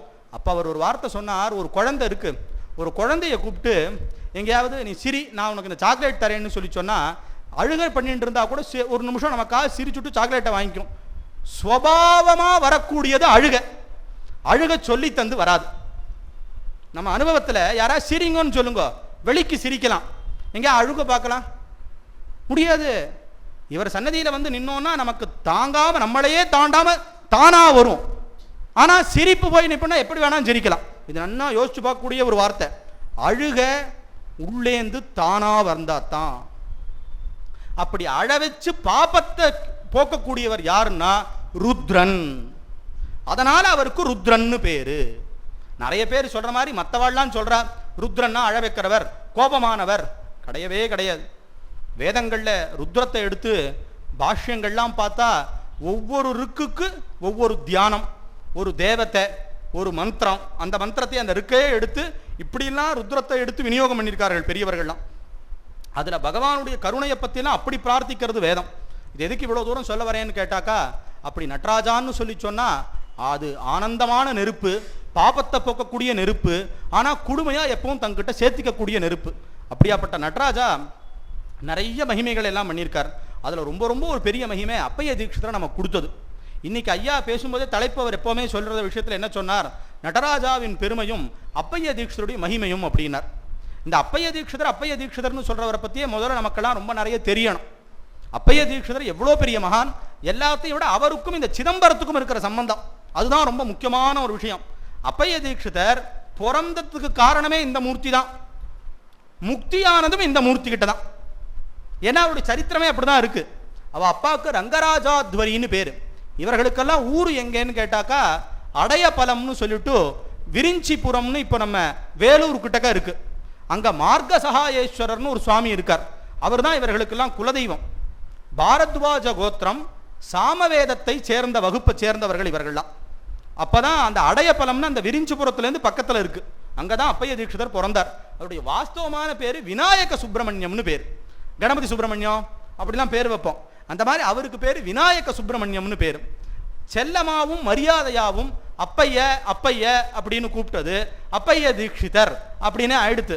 வாஸ்தவம் அவருடைய சர்மா, அவருடைய பேரெல்லாம் விநாயக சுப்பிரமணியம்னு பேர். அவர் என்ன பண்ணினார், அவ அப்பா அம்மா ரங்கராஜாத்வரி, அவ அம்மா ஸ்ரீ வைஷ்ணவ சம்பிரதாயத்தை சேர்ந்தவர். அதான் அந்த இடத்துல இருக்கிற விசேஷம். அவ அப்பாவுக்கு அதனால தான் ரங்கராஜாத்வரின்னு பேர். அவ பாட்டி ஸ்ரீ வைஷ்ணவ சம்பந்தம் சேர்ந்தவள். அதனால தன்னுடைய குழந்தைக்கு ரங்கராஜன் அப்படின்னு பேர் வச்சா. ஸ்ரீரங்கத்தில் கூடிய பகவானுடைய பேரு ரங்கராஜன் அப்படின்னு பேர் வச்சா. அந்த ரங்கராஜாத்வரிகள், அத்வரின்னா அத்வர்யு, யாகத்தை நடத்தி யாகங்கள் எல்லாம் செய்து அதை பண்றவருக்கு அத்வரியுன்னு பேரு. அவர் அதனால அத்வரி, ரங்கராஜாத்வரி, யாகங்கள்லாம் பண்ற வம்சத்தில் வந்தவர் அப்படிங்கிறதுனால அவர் நல்ல நிறைய சாஸ்திரங்கள் எல்லாம் படித்து ஒரு கன்னிகை விவாகம் பண்ணி கொண்டு இருந்தார். இவர்களுக்கு எத்தனையோ நாளாய் குழந்தையே இல்லை. அதுக்கப்புறம் அவ நேராக வந்த இடம் எது தெரியுமோ? இதுதானோ தில்லை ஸ்தலம் அப்படின்னு இந்த ஊருக்கு வந்து சிவகங்கையில நித்தியமும் ஸ்நானம் பண்ணி சிவகாம சுந்தரி சகிதனான பகவானை பஞ்சாட்சர ஜபத்தோட 5 வருஷ காலம் தொழுதுருக்கா. ஒரு நாள் இல்லை, 2 நாள் இல்லை, 3 நாள் இல்லை, 5 வருஷம். யோசிச்சு பாருங்க. எல்லா உற்சவம் தரிசனம் பண்ணியிருப்பா. கிட்டத்தட்ட 2 பெரிய மகாபிஷேகம், அதுக்கப்புறம் இருக்கக்கூடியதான 4 அபிஷேகம், இதை எல்லாத்தையும் பார்த்து சுவாமியினுடைய ஸ்படிகலிங்கம், ரத்ன சபாபதி, இதெல்லாத்தையும் பார்த்து, ஏன்னா இந்த காலம் மாதிரி அங்கே ஓடணும் இங்கே ஓடணுங்கிற இதெல்லாம் இல்லையே, சுவாமியை தவிர ஒன்றும் இல்லைங்கிறதான் இருந்த காலம். அப்போ அத்தனை பேரும் இதை சொல்லவே வேண்டாம், எல்லா தீட்சிதர்களும் யாகத்தை பண்ணி யாக புகையினால இந்த இடமே தெரியாதான். அப்படி இருக்கக்கூடியதான ஊருன்னு சொல்லி எல்லா பெரியவாளும் வர்ணிக்கிறதும் ஞானசம்பந்த மூர்த்திகளும் வர்ணிக்கக்கூடியதான ஒரு அமைப்பு. அதனால ரொம்ப ஆனந்தமா இருந்த சமயம். இப்போ பொறுமைங்கிறது ஒரு வருஷம் ஏதோ இருப்பா, இல்லை 48 நாள் இருப்பா. சில பேருக்கெல்லாம் பகவான் 48வது நாளே சொல்லி அனுப்பிச்சுடுவார். இப்போ ஆதிசங்கரர் பிறக்கிறதுக்கு அவ அப்பா அம்மாவுக்கு விருஷாச்சலம்னு சொல்லக்கூடியதான வடக்கநாத சுவாமி என்ன பண்ணிட்டாருன்னா 48வது நாள் சொப்னத்தில் சொல்லிவிட்டார், நீ போலாம், உனக்கு ஒரு குழந்தையா நானே பிறப்பேன், கவலைப்பட வேண்டாம், போயிட்டு வான்ட்டார். ஆனா என்னமோ அப்பைய தீட்சிதர் பிறக்கிறதுக்கு 5 வருஷம் வச்சுட்டு இருக்கார். ஏன்னா தானே இறங்கணும், தன் அம்சமா இறக்கணும் அப்படிங்கிற காரணம். அதனாலதான் சாஸ்திரம் தபசா புத்திரேன, புத்திரனை அடையணும்னா தபஸ் பண்ணணும். அதனால சாஸ்திரம் அது ரொம்ப விசேஷமா சொல்றது. அப்படி இங்க இருந்து 5 வருஷம் தபஸ் பண்ணினா சுவாமி சொப்னத்துல வந்து நான் என்னுடைய அம்சமாவே ஒரு குழந்தையா பிறக்கிறேன், பயப்பட வேண்டாம், அனுகிரகம் பண்றேன் அப்படின்னு சொல்லி அனுகிரகம் பண்ணார். அப்பைய தீட்சிதர் சிவாம்சம் தாங்கிறதுக்கு ஸ்காந்த புராணத்துல ஆதாரங்கள்லாம் இருக்கு. நானே வருவேன், திருப்பி இந்த வேத வித்தியை பிரதிஷ்டை பண்றதுக்கு என் அம்சமாக நான் வந்து பிறப்பேன் அப்படின்னு கொண்டு போய் சொல்றார். அதுக்கு தகுந்தா போல அவர்களும் இங்க வந்து 5 வருஷம் தபஸ் பண்ணி முடிச்ச உடனே தன் ஊருக்கு கிளம்பி போனார். போன உடனே இப்போ நம்ம மகாலய பக்ஷ ஆரம்பத்துக்கு முன்னாடி உத்திரட்டாதி நட்சத்திரம், அதுல அப்பைய தீட்சிதர் வந்து அவதாரம் பண்றார். அதுதான் அன்னைக்கு தான் அப்பைய தீட்சிதர் ஜனனம். சுவாமியினுடைய அனுகிரகத்துல விநாயக சுப்பிரமணியன்னு பேர் வச்சு அவருக்கு ஒரு தம்பி உண்டு, ஒரு பொண்ணும் இருந்ததா சொல்லப்படுறது. ஏன்னா அப்பைய தீட்சிதருடைய தம்பி பேரன்தான் நீலகண்ட தீட்சிதர்னு சொல்லி மதுரையில நாயக்கர் காலத்துல அங்க வந்து ஆஸ்தான வித்வானா இருந்து மீனாட்சி மேல ஆனந்த சாகரஸ்தவம், சிவோத்கர்ஷ மஞ்சரி, பரமேஸ்வரனுடையதான மகிமைகள் எல்லாத்தையும் எடுத்து எழுதினவர். மகாபாரதத்துக்கு வியாக்கியானம் பண்ண நீலகண்ட தீட்சிதர் இவர்தான் அப்படின்னு ஒரு அபிப்பிராயமும் இருக்கு. சண்டி ரகசியம், கலிவிடம்பனம், அந்த காலத்திலே ரொம்ப அழகான புஸ்தகம் கலிவிடம்பனம், நீதி சதகம், சபாரஞ்சன சதகம், இந்த மாதிரி நிறைய கிரந்தங்கள் எழுதினவர். அதில் தான் ஆசியமாக நிறைய விஷயங்கள்லாம் எழுதியிருக்கார் அவர்.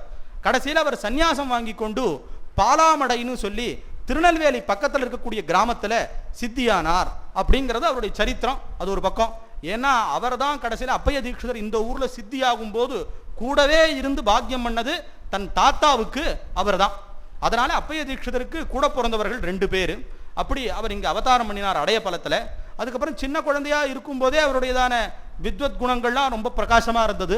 சாஸ்திரங்களில் சொன்னா போலே அவருக்கு உபநயனம், அதற்கப்புறம் கொஞ்ச நாள் இது படிப்பெல்லாம் ஆகி சமாவர்த்தனம்னு சொல்லக்கூடியது ஆகி கல்யாணமும் ஆகி சாஸ்திரத்தில் சொன்ன பிரகாரம் விவாகம் எல்லாம் விதிவத்தா ஆகி இருக்கிறதுக்கு சமயம் வரணும், கல்யாணத்துக்கான சமயம் வரணும். இதற்குள்ளே அவருடைய தந்தையார் சிவபதம் அடையறதுக்கான காலம் வந்துடுத்து. அப்போ ரங்கராஜாத்வரிகள் கிட்டக்க கூப்பிட்டாராம் தீட்சிதரை. இந்த கடைசி நேரத்தில் அவர்களுக்கு போகும்போது ஏதான ஒரு வச்சனம் சொல்றது உண்டு. அந்த காலத்தெல்லாம் கேட்பா, கடைசியில் எங்களுக்கு கை கொள்றதுக்கு ஏதான ஒரு வச்சனம் உண்டா? ஏன்னா எல்லாருக்கும் போற சமயம் தெரியும். அதனால அப்படிலாம் தபஸ் பண்ணவர்கள் கர்ண மந்திரம்னு ஒன்று சொல்லிடுவார்கள். இதோ நான் இன்னும் கொஞ்சம் நேரத்தில் கிளம்பிடுவேன், எல்லாரும் சாப்பிட்டுடுங்க அப்படின்லாம் சொன்ன பெரியவர்கள்லாம் நம்ம பரம்பரையிலேயே வீட்டிலேயே நிறைய பேர் உண்டு. அதனால பிராயச்சித்தம்னு ஒன்று உண்டு, அதெல்லாம் பண்ணிவிடுவார்கள். பண்ணிவிட்டா அந்த சமயத்தில் நிறைய பேர் எழுதி வச்சவாள்லாம் உண்டு இந்த மாதிரின்னு. அதனால அவர்களுக்கு யமனை கண்டு பயம் இல்லை. ஏன்னா யமனுக்கும் யமனான பகவானை பூஜை பண்ணி பண்ணி பண்ணி பண்ணி அவனுடைய அனுகிரகம் பெற்ற காரணத்தினால அது அவர்களுக்கு தெரியாது. அந்த மாதிரி அப்பைய தீட்சிதருடைய அப்பா அவரை கூப்பிட்டு பரமேஸ்வரனை எப்பவும் ஆராதனம் பண்ணணும், தனக்கு தகுந்த யோக்கியத்தையில ஆராதனம் பண்ணணும். ஒரு ஸ்லோகம்னு சொன்னார். தனக்கு தகுந்த யோக்கியத்தைன்னா என்னன்னா, இப்போ எல்லாரும் நாமெல்லாம் சிவ பூஜை நமக்கு தகுந்த மாதிரி பாத்திரம் வச்சுப்போம், சுவாமியை வச்சுப்போம், சௌகரியம் இருந்தால் சில பேர் தங்கத்தில் கவசம் பண்ணி வச்சுப்போம், வெள்ளியில் வச்சுப்போம். அவர் சொன்னார், ஸ்ரௌதத்தில் பகவானே பசுபந்தத்தினாலையும் ஏஷ பரமேஷ்டி அப்படின்னு சொல்லக்கூடிய பரமேஸ்வரனை ஹவிர்பாகத்தினால திருப்திப்படுத்தணும். ஆனால் நிறைய யாகங்களை பண்ணுங்க. ஏன்னா மற்றவர்கள்லாம் யாகம் பண்ண முடியாது, இப்போ நாங்கள்லாம் யாகம் பண்ண முடியாது. யாகத்தினால பரமேஸ்வரனை திருப்திப்படுத்தணும். ஏன்னா யஜ்ஞோவை விஷ்ணு விஷ்ணுர்வை யஜ்ஞா. ஆனால் பரமேஸ்வரனுக்கு அத்வர பத்தின்னு பேர், யாகங்களுக்கெல்லாம் பத்தின்னு பேர். ஏன்னா வேதமே கொண்டு போய் அவரை வச்சு தான் இமம் பசுபதே தே பத்னாமின்னு கொண்டு போய் கட்ட சொல்றது. அதனால அவர் தான் அதுக்கு ஹவ்ய புக், ஹவ்யவான், ஹவ்யராட் இதெல்லாம் பரமேஸ்வரன் தான். அப்படி இருக்கிற காரணத்தினால அவரை நீங்க அது பிரகாரம் ஆராதனை பண்ணுங்க. விபூதி ருத்ராட்சத்தில் ஸ்ரத்தையை விடாதீங்கோ. ஏன்னா நம்ம நாயன்மார்கள் சரித்திரத்திலேயே பார்க்கும்போது இந்த விபூதி ருத்ராட்சத்தை அவள்லாம் சுவாமியாவே பார்த்துருக்கார். மெய்ப்பொருள் இன்னும் நிறைய பேரெல்லாம் விபூதி ருத்ராட்சம் சுவாமியே. அதனால அவர்களுக்கு குத்தினா கொலை செய்தாங்கிறதான பாவனை எல்லாம் இல்லை.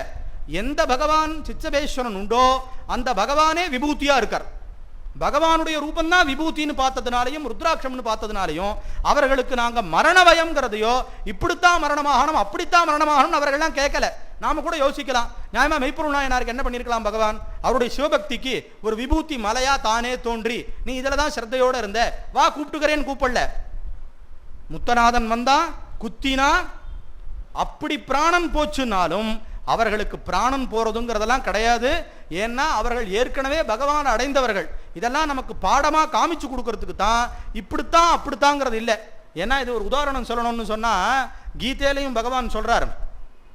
என்னன்னு கேட்டாக்கா சுக்ல பட்சம், அதாவது வளர்பிற காத்தால இந்த மாதிரியான நேரத்தில் பிராணன் போச்சுன்னா உத்தராயணம், இதுல எல்லாம் போச்சா பகல் தேவத்தை அஹஸ் தேவத்தைன்னு பேரு, இவாளோட சேர்ந்து மேலே கூட்டின்னு போறார். அதே கிருஷ்ணபக்ஷம் இந்த மாதிரி இருட்டான மார்க்கம் இந்த மாதிரி எல்லாம் போனா அவர்களை போறதில்லை. என்ன உடனே இப்போ இருக்கக்கூடிய மகா சன்னிதானங்கள் சிங்கேரி சாரதா பீட்டங்கள் ஜெகத்குருக்கள் ஒரு வார்த்தை சொன்னார், எங்க குருநாதர்லாம் கிருஷ்ணபக்ஷத்திலையும் சித்தியா இருக்கார், ஜீவன் முக்தரவர். அதனால மகான்களுக்கெல்லாம் இந்த கால நியம பேதம் எல்லாம் கிடையாதுப்பா, இதை காமிக்கிறதுக்கு தான் பகவான் இப்படி பண்ணியிருக்காருன்னார். சாமான்யமான ஜனங்களுக்கு அது சொல்லியிருக்கு. அப்படின்னா என்னன்னா நாம அதில் நம்மளை மேம்படுத்திக்கணும். நாம அவர் நாமத்தோடவே போனோமானா அது எந்த காலமாக இருந்தாலும் ஒண்ணுமில்லை. அந்த மாதிரி இந்த இடத்துல ரங்கராஜாத்வரிகள் அவரை கூப்பிட்டு இந்த 3 விஷயங்கள்ல ஸ்ரத்தையை போக்கப்படாது, விபூதி ருத்ராட்சத்தில் ஸ்ரத்தையோடு இருக்கணும் அப்படிங்கிறத சொல்லி அவர் சிவபதத்தை அடைஞ்சு விடுறார். அதற்கப்புறம் தீட்சிதருடைய பெருமை ஒரு 20 வயசுக்குள்ளே எல்லாமே அபாரமாக விளங்கிடுத்து. பார்க்குற இடத்துல எல்லாம் தீட்சிதருடைய பெருமை. எங்க கேட்டாலும் அப்பைய தீட்சிதர் அப்பைய தீட்சிதர் அப்பைய தீட்சிதர். அப்போ ரத்ன கேட்ட தீட்சிதர்னு ஒரு பெரிய மகானுத்தர் இருந்தார். காஞ்சிபுரத்தில் காமாட்சி தேவியை உபாசனை பண்ணி அந்த அம்பாளுடைய அனுகிரகத்தினால ஒரு நாள் அபிராம பட்டருக்கு சொல்ற சரித்திரம் சம்ஸ்கிருத உலகத்தில் இவருக்கும் சொல்லப்படுறது. அப்படின்னா என்னன்னு கேட்டாக்கா, ராத்திரி அன்னைக்கு அமாவாஸ்யை, ஏதோ அம்பாள்கிட்ட ஞாபகம் இருந்தவர் இன்னைக்கு பௌர்ணமின்னு சொன்னதுனால அன்னைக்கு பௌர்ணமி ஆச்சு. அதனால அவருக்கு ரத்ன கேட்ட தீட்சிதர்னு பேரு. அவருக்கு என்னன்னா எங்க கேட்டாலும் அப்பைய தீட்சிதர்னு ஒரு சின்ன பையனை போய் எல்லாரும் புகழ்றதா இருக்கு, இது என்னன்னே தெரியல அப்படின்னுட்டு அம்பாள்கிட்ட என்ன பண்ணினாராம், காமாட்சி கிட்ட, ஹே தாயே, இந்த அப்பைய தீட்சிதருங்கிற பையன் என் காலில் விழணும்னாராம். அம்பாள் சொன்னாலாம், திருப்பி சொல்லு அப்படின்னாராம். இந்த அப்பைய தீட்சிதருங்கிற பையன் என் காலில் விழணும். அது என்ன, அவனை போய் எல்லாரும் இதா சொல்றது, அவனை எப்படியாவது தோக்கடிக்கணும்னாராம். இவர் உனக்கு எது வேணுங்கிறத நீ சொல்லு அப்படின்னாலாம். என் காலில் விழணும், காலில் விழுந்தா தோத்து விடுறதுன்னு தானே அர்த்தம். அம்பாள் சொன்னாலாம், அப்பா அவனுடைய தத்துவம் உனக்கு தெரியாது, எங்க ஆத்துக்காருடைய அம்சம் பரமேஸ்வர அம்சம், சரி தப்பு இல்லை, உன் காலில் விழணும் அவ்வளோதானே, விட வைக்கிறேன்னாலாம். என்ன பண்ணினான்னா அவருடைய பொண்ணுக்கு அப்பைய தீட்சிதரை விவாகம் பண்ணி வைக்கிறதுக்கு ஏற்பாடு பண்ணினான். இங்கேயும் போய் சொப்பனத்தில் சொல்லிவிட்டு அப்பைய தீட்சிதர்கிட்ட, நீ நேராக காஞ்சிபுரம் போ, அங்கே போய் பூஜை பண்ணின்று அங்கே ஒரு கன்னிக்கை உனக்கு விவாகமாகும், எந்த கேள்வியும் கேட்காம கல்யாணம் பண்ணிக்கணும், அம்பாளுடைய ஆக்ஞை. ரத்ன கேட்ட தீட்சிதருக்கு அப்பைய தீட்சிதருக்கு உன் பொண்ணை கொடுக்க வேண்டியதுன்னா என்னாச்சு, பூஜை வர பூஜை எல்லாம் இது பண்ண முடியாது. இவர் மாமனாருக்கு நமஸ்காரம் பண்ணியானுமே, அதுவும் அபிவாதிய பிரவரம் சொல்லி பண்ணியானோம். 5 பேரை சாஸ்திரங்கள் குருவாவும் அப்பாவுக்கு துல்லியமா பார்க்கணும்னு சொல்ற இடத்துல மாமனாரையும் சொல்லியிருக்கிறதா இருக்கிறதுனால சாஷ்டாங்கமா சொல்லி நமஸ்காரம் பண்ணார். அம்பாள் அசரீரியா சொன்னாலாம், உன்னுடைய இது பூர்த்தியாச்சா, அப்பைய தீட்சிதர் உன் காலில் விழ வச்சாச்சு அப்படிங்கிறதுனால அதுக்கப்புறம் அவர் கல்யாணம் ஆச்சு. அவர் கல்யாணத்தை பற்றி ஒருத்தர் ஒரு ஃபோட்டோ, இந்த இப்போ இன்னைக்கெல்லாம் ஃபோட்டோ எடுத்து இதெல்லாம் எழுதுறதெல்லாம் இருக்கே டைரி மாதிரி, ஒருத்தர் எழுதியிருக்கார். அப்பைய தீட்சிதர் கல்யாணத்தில் இந்த அப்பளத்தை எரிஞ்சு விளையாடுறது இதெல்லாம் உண்டு. அந்த மாதிரி நவரத்னங்களும் அப்பைய தீட்சருடைய கல்யாணத்தில் எந்த இடத்துல கால் வைக்கிறதுன்னு யாருக்கும் தெரியல. அவ்வளோ அமோகமாக அப்பைய தீட்சர் கல்யாணம் நடந்தது. ரத்னகிட்ட தீட்சருடைய பொண்ணும் அவரோட சேர்ந்து கல்யாணம் ஆச்சுன்னு எழுதியிருக்கார். அதற்கப்புறம் தீட்சிதர் சாஸ்திரங்களில் சொன்ன பிரகாரம் யாகத்தினால பரமேஸ்வரனை திருப்தி பண்ணுறதுக்கு அப்போத்தான் அந்த அருகத்தை எலிஜிபிலிட்டிங்கிறது வருது. அதனால் பரமேஸ்வரனை அப்படி ஆராதனை பண்ணணும் அப்படின்னு ரொம்ப ஸ்ரத்தையோட எல்லா விதமான யாக யஜ்ஞங்களையும் அனுஷ்டானம் பண்ணினார். இவர் தன்னுடைய தந்தையார் தவறினதுக்கு அப்புறம் சின்ன பொம்மை ராஜா இவர்கள் மேலே ரொம்ப மரியாதையோடு கூடினவன். அவன் சொன்னா, அப்பாவோ பரமேஸ்வரன்ட்ட அடைஞ்சுட்டார், இனிமே நீங்கள் எங்கள் கூட வந்து இருந்து எங்கள் சம்ஸ்தானத்தை அலங்கரித்து எங்களுக்கு மார்க்கத்தை காமிக்கணும், அதனால் நீங்கள் இனிமேல் எங்களோட ஆஸ்தான சிம்மாசனத்துக்கு வந்துடணும்னு சொல்லி. ஏன்னா தீட்சிதர் பிறந்ததும் அடையபலம் தான். வேலூரில் தான் சின்னபொம்ம ராஜா ராஜ்யம் பண்ணிட்டு இருந்த காரணத்தினால இவர் அங்கே அழைச்சின்னு போய் இவருக்கு அனுஷ்டானத்துக்கு சௌகரியமாக வேலூரும் இருந்தது, அடையபலமும் இருந்தது. இவர்கள் குலதெய்வமான விரிஞ்சிபுரம் மார்க்க சகாயர். இன்றைக்கும் நாமெல்லாம் பெரியவர்களுக்கெல்லாம் ஒரு வழக்கம் உண்டு. வண்டியில் ஏறி உட்கார்ந்த உடனே சம்போ மகாதேவ தேவ சிவ சம்போ மகாதேவ தேவேஷ சம்போ சம்போ மகாதேவ தேவ அப்படின்னு மார்க்கபந்து ஸ்துதின்னு பேர். அதை சொல்லாமல் வண்டியில் கிளம்புற வழக்கம் கிடையாது. அது ஒன்று சொல்லுவா, அபதாம் உபஹர்த்தாரம் சொல்லுவா. இந்த 2 ஸ்லோகத்தையும் சொல்லிட்டு தான் கிளம்புறதுங்கிறது வழக்கம். அந்த மார்க்க சகாயேஸ்வர ஸ்தோத்திரம் அப்பைய தீட்சத்தினால பண்ணப்பட்டது. அதான் குலதெய்வத்தின் பேரால். அங்கே இருக்கக்கூடிய அம்பாளுக்கு மரகதாம்பிகைன்னு பேர். அந்த அம்பாளை பற்றி முத்துசுவாமி தீட்சிதர் ஒரு கீர்த்தனையில் குறிப்பிடுறார். ஏன்னு கேட்டாக்கா, மரகத வல்லீம் அப்படின்னு அந்த கீர்த்தனை. அதில் என்ன ஒரு பெரிய விசேஷம் அப்படின்னா, அதில் தான் ஹரிஹர புத்திர ஜனனின்னு பதம் போட்டிருக்கார். சாஸ்தாவினுடைய அம்மா அப்படின்னு கொண்டு போய் போட்டிருக்கார். ஏன்னா முத்துசுவாமி தீட்சிதருக்கும் ஊர் அதுதான். முத்துசுவாமி தீட்சிதருடைய பெரியவர்கள்லாம் இருந்தது அங்கே தான். அந்த ஊரில் ஒரு நாள் வெள்ளம் வர மாதிரி இருந்ததாம். அப்போ அம்பாள் சொப்னத்தில் வந்து, நீங்கள் இந்த ஊரில் இருக்க வேண்டாம், இங்கேருந்து நேராக கிளம்பி திருடமருதூர் போயிடுங்கோ அப்படின்னு சொன்னதுனால முத்துசுவாமி தீட்சிதருடைய தாத்தா திருடமருதூருக்கு வந்து சேர்ந்து, அதுக்கப்புறம் தியாகேசனுடைய உற்சவம் ரொம்ப கிரமமாக நடக்கணும், சங்கீத விசேஷங்கள் ரொம்ப தியாகேசனுக்கு தேவை, அதனால இங்கே வந்துடணும்னு சொன்னதுனால ராமசுவாமி தீட்சிதர்னு அவ அப்பாவுக்கு பேர். அவர்களெல்லாம் கிளம்பி திருவாரூருக்கு வந்து வாதாபி கணபதிம் அப்படின்னு சொல்லக்கூடிய ஹம்சத்வனி ராகத்தை கண்டுபிடிச்சது முத்துசுவாமி தீட்சிதருடைய அப்பா. அங்கே வாதாபி கணபதியும் உண்டு. அதனால இதெல்லாம் நடந்ததெல்லாம் எதுக்கு சொல்ல வரேன், இந்த அடையப்படம் சம்பந்தத்துக்காக சொல்ல வந்தேன். அவர்கள்லாம் அந்த ஊர் தான் அப்படின்னு. ஆனால் அவர்கள் கௌஷிக கோத்திரம், அவர்கள் யஜுர்வேதிகள், அப்பைய தீட்சிதர் சாமவேதி. இந்த சாமவேதத்துக்கும் பாரத்வாஜ கோத்திரத்துக்கும் ரொம்ப ஏற்றம் உண்டு. ஒவ்வொரு கோத்திரத்துக்கு ஒவ்வொரு இதுக்கு எல்லாம் பெருமை இருக்கு, இல்லைன்னு சொல்ல வரல. ஆனால் அப்பைய தீட்சிதர் இதை ஒரு இடத்துல சொல்றார், ஆத்மார்ப்பண ஸ்துதியிலேயே சொல்றார், ஹே பகவானே, உனக்கு நிறைய முகங்கள், பஞ்சமுகம். இந்த பஞ்சமுகத்தில் தெற்கு பக்கம் இருக்கக்கூடிய முகம் ஒன்று இருக்கு. அந்த முகத்திலேருந்து பாரத்வாஜ மகர்ஷி உங்ககிட்ட எல்லாத்தையும் கேட்டிருக்காருன்னு இருக்கு. அந்த பரம்பரையில் வந்தவன்னா அதனால என்ன நீ தள்ள முடியாது. ஒவ்வொன்றா சொல்றார். தங்கிட்ட இருக்கக்கூடிய விஷயத்தெல்லாம் சொல்லி, எங்கிட்ட வேற இதெல்லாம் இல்லை, இந்த மகான்கள் வம்சத்தில் வந்திருக்கேங்கிறது இருக்கு, அதனால என்ன நீ தள்ள முடியாதுன்னு அந்த ஆத்மார்ப்பண ஸ்துதியிலே விஷயத்தெல்லாம் சொல்றார். அவர் சொன்ன விஷயத்தையே நீலகண்ட தீட்சிதர் அம்பாள் கிட்டக்க ஆனந்த சாகர ஸ்தவம்னு பேர், மீனாட்சி மேலே பண்ணினது. ராஜா ஒரு விஷயம் தப்பா நினைச்சுட்டார், திருமலை நாயக்கர். அப்போ அவர் என்ன தண்டனை கொடுக்கணும்னு நினைச்சிட்டு இருந்தாரோ அதை நீலகண்ட தீட்சிதர் மீனாட்சி சன்னதியில் உட்காந்து கற்பூரம் காட்டினவுன்னு அந்த கற்பூரத்தை கொண்டு வந்து கண்ணை சுட்டுனுட்டார். ராஜ பட்டர்களை பார்த்தார், எனக்கு இந்த தண்டனை தானே தரணும்னு நினைச்சிட்டு இருந்தார் இவர், ராஜா ஆயிடுத்துன்னு சொல்லிடுன்ட்டார்.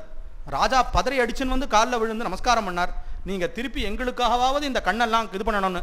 ஏன்னா நீலகண்ட தீட்சிதர் மந்திரியாக இருக்கும்போது தான் இப்போ மதுரையில் இருக்கக்கூடிய புது மண்டபம், அப்புறம் உலக பிரசித்தி பெற்ற மீனாட்சி சுந்தரேஸ்வர் கல்யாணம் பண்ணி தர மாதிரி ஒரு சிற்பம் ஒன்று இருக்கும்.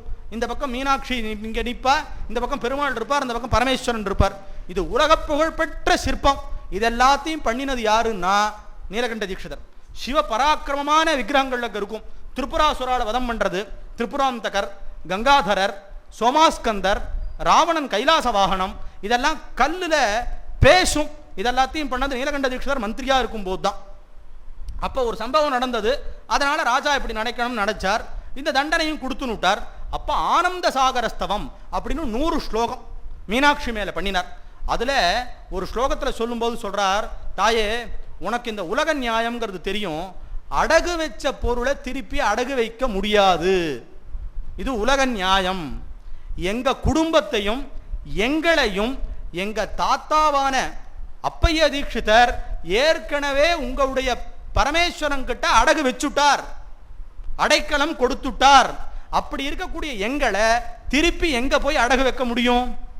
அப்படி உங்களை சேர்ந்த சாமான நீங்க தானே காப்பாற்றணும், உனக்குத்தானே அந்த பொறுப்பு, அதனால நீ தான் மீனாட்சி செய்யணும் அப்படின்னு 100 ஸ்லோகத்தில் சொல்றார். அதில் நடுவில் ஒரு ஸ்லோகம் 70 கிட்டக்க வரும்போது ஸ்லோகம் சொன்ன உடனே அப்பைய தீட்சிதர், இவருக்கு நீலகண்ட தீட்சிதர் கண்ணு வந்துடுத்து.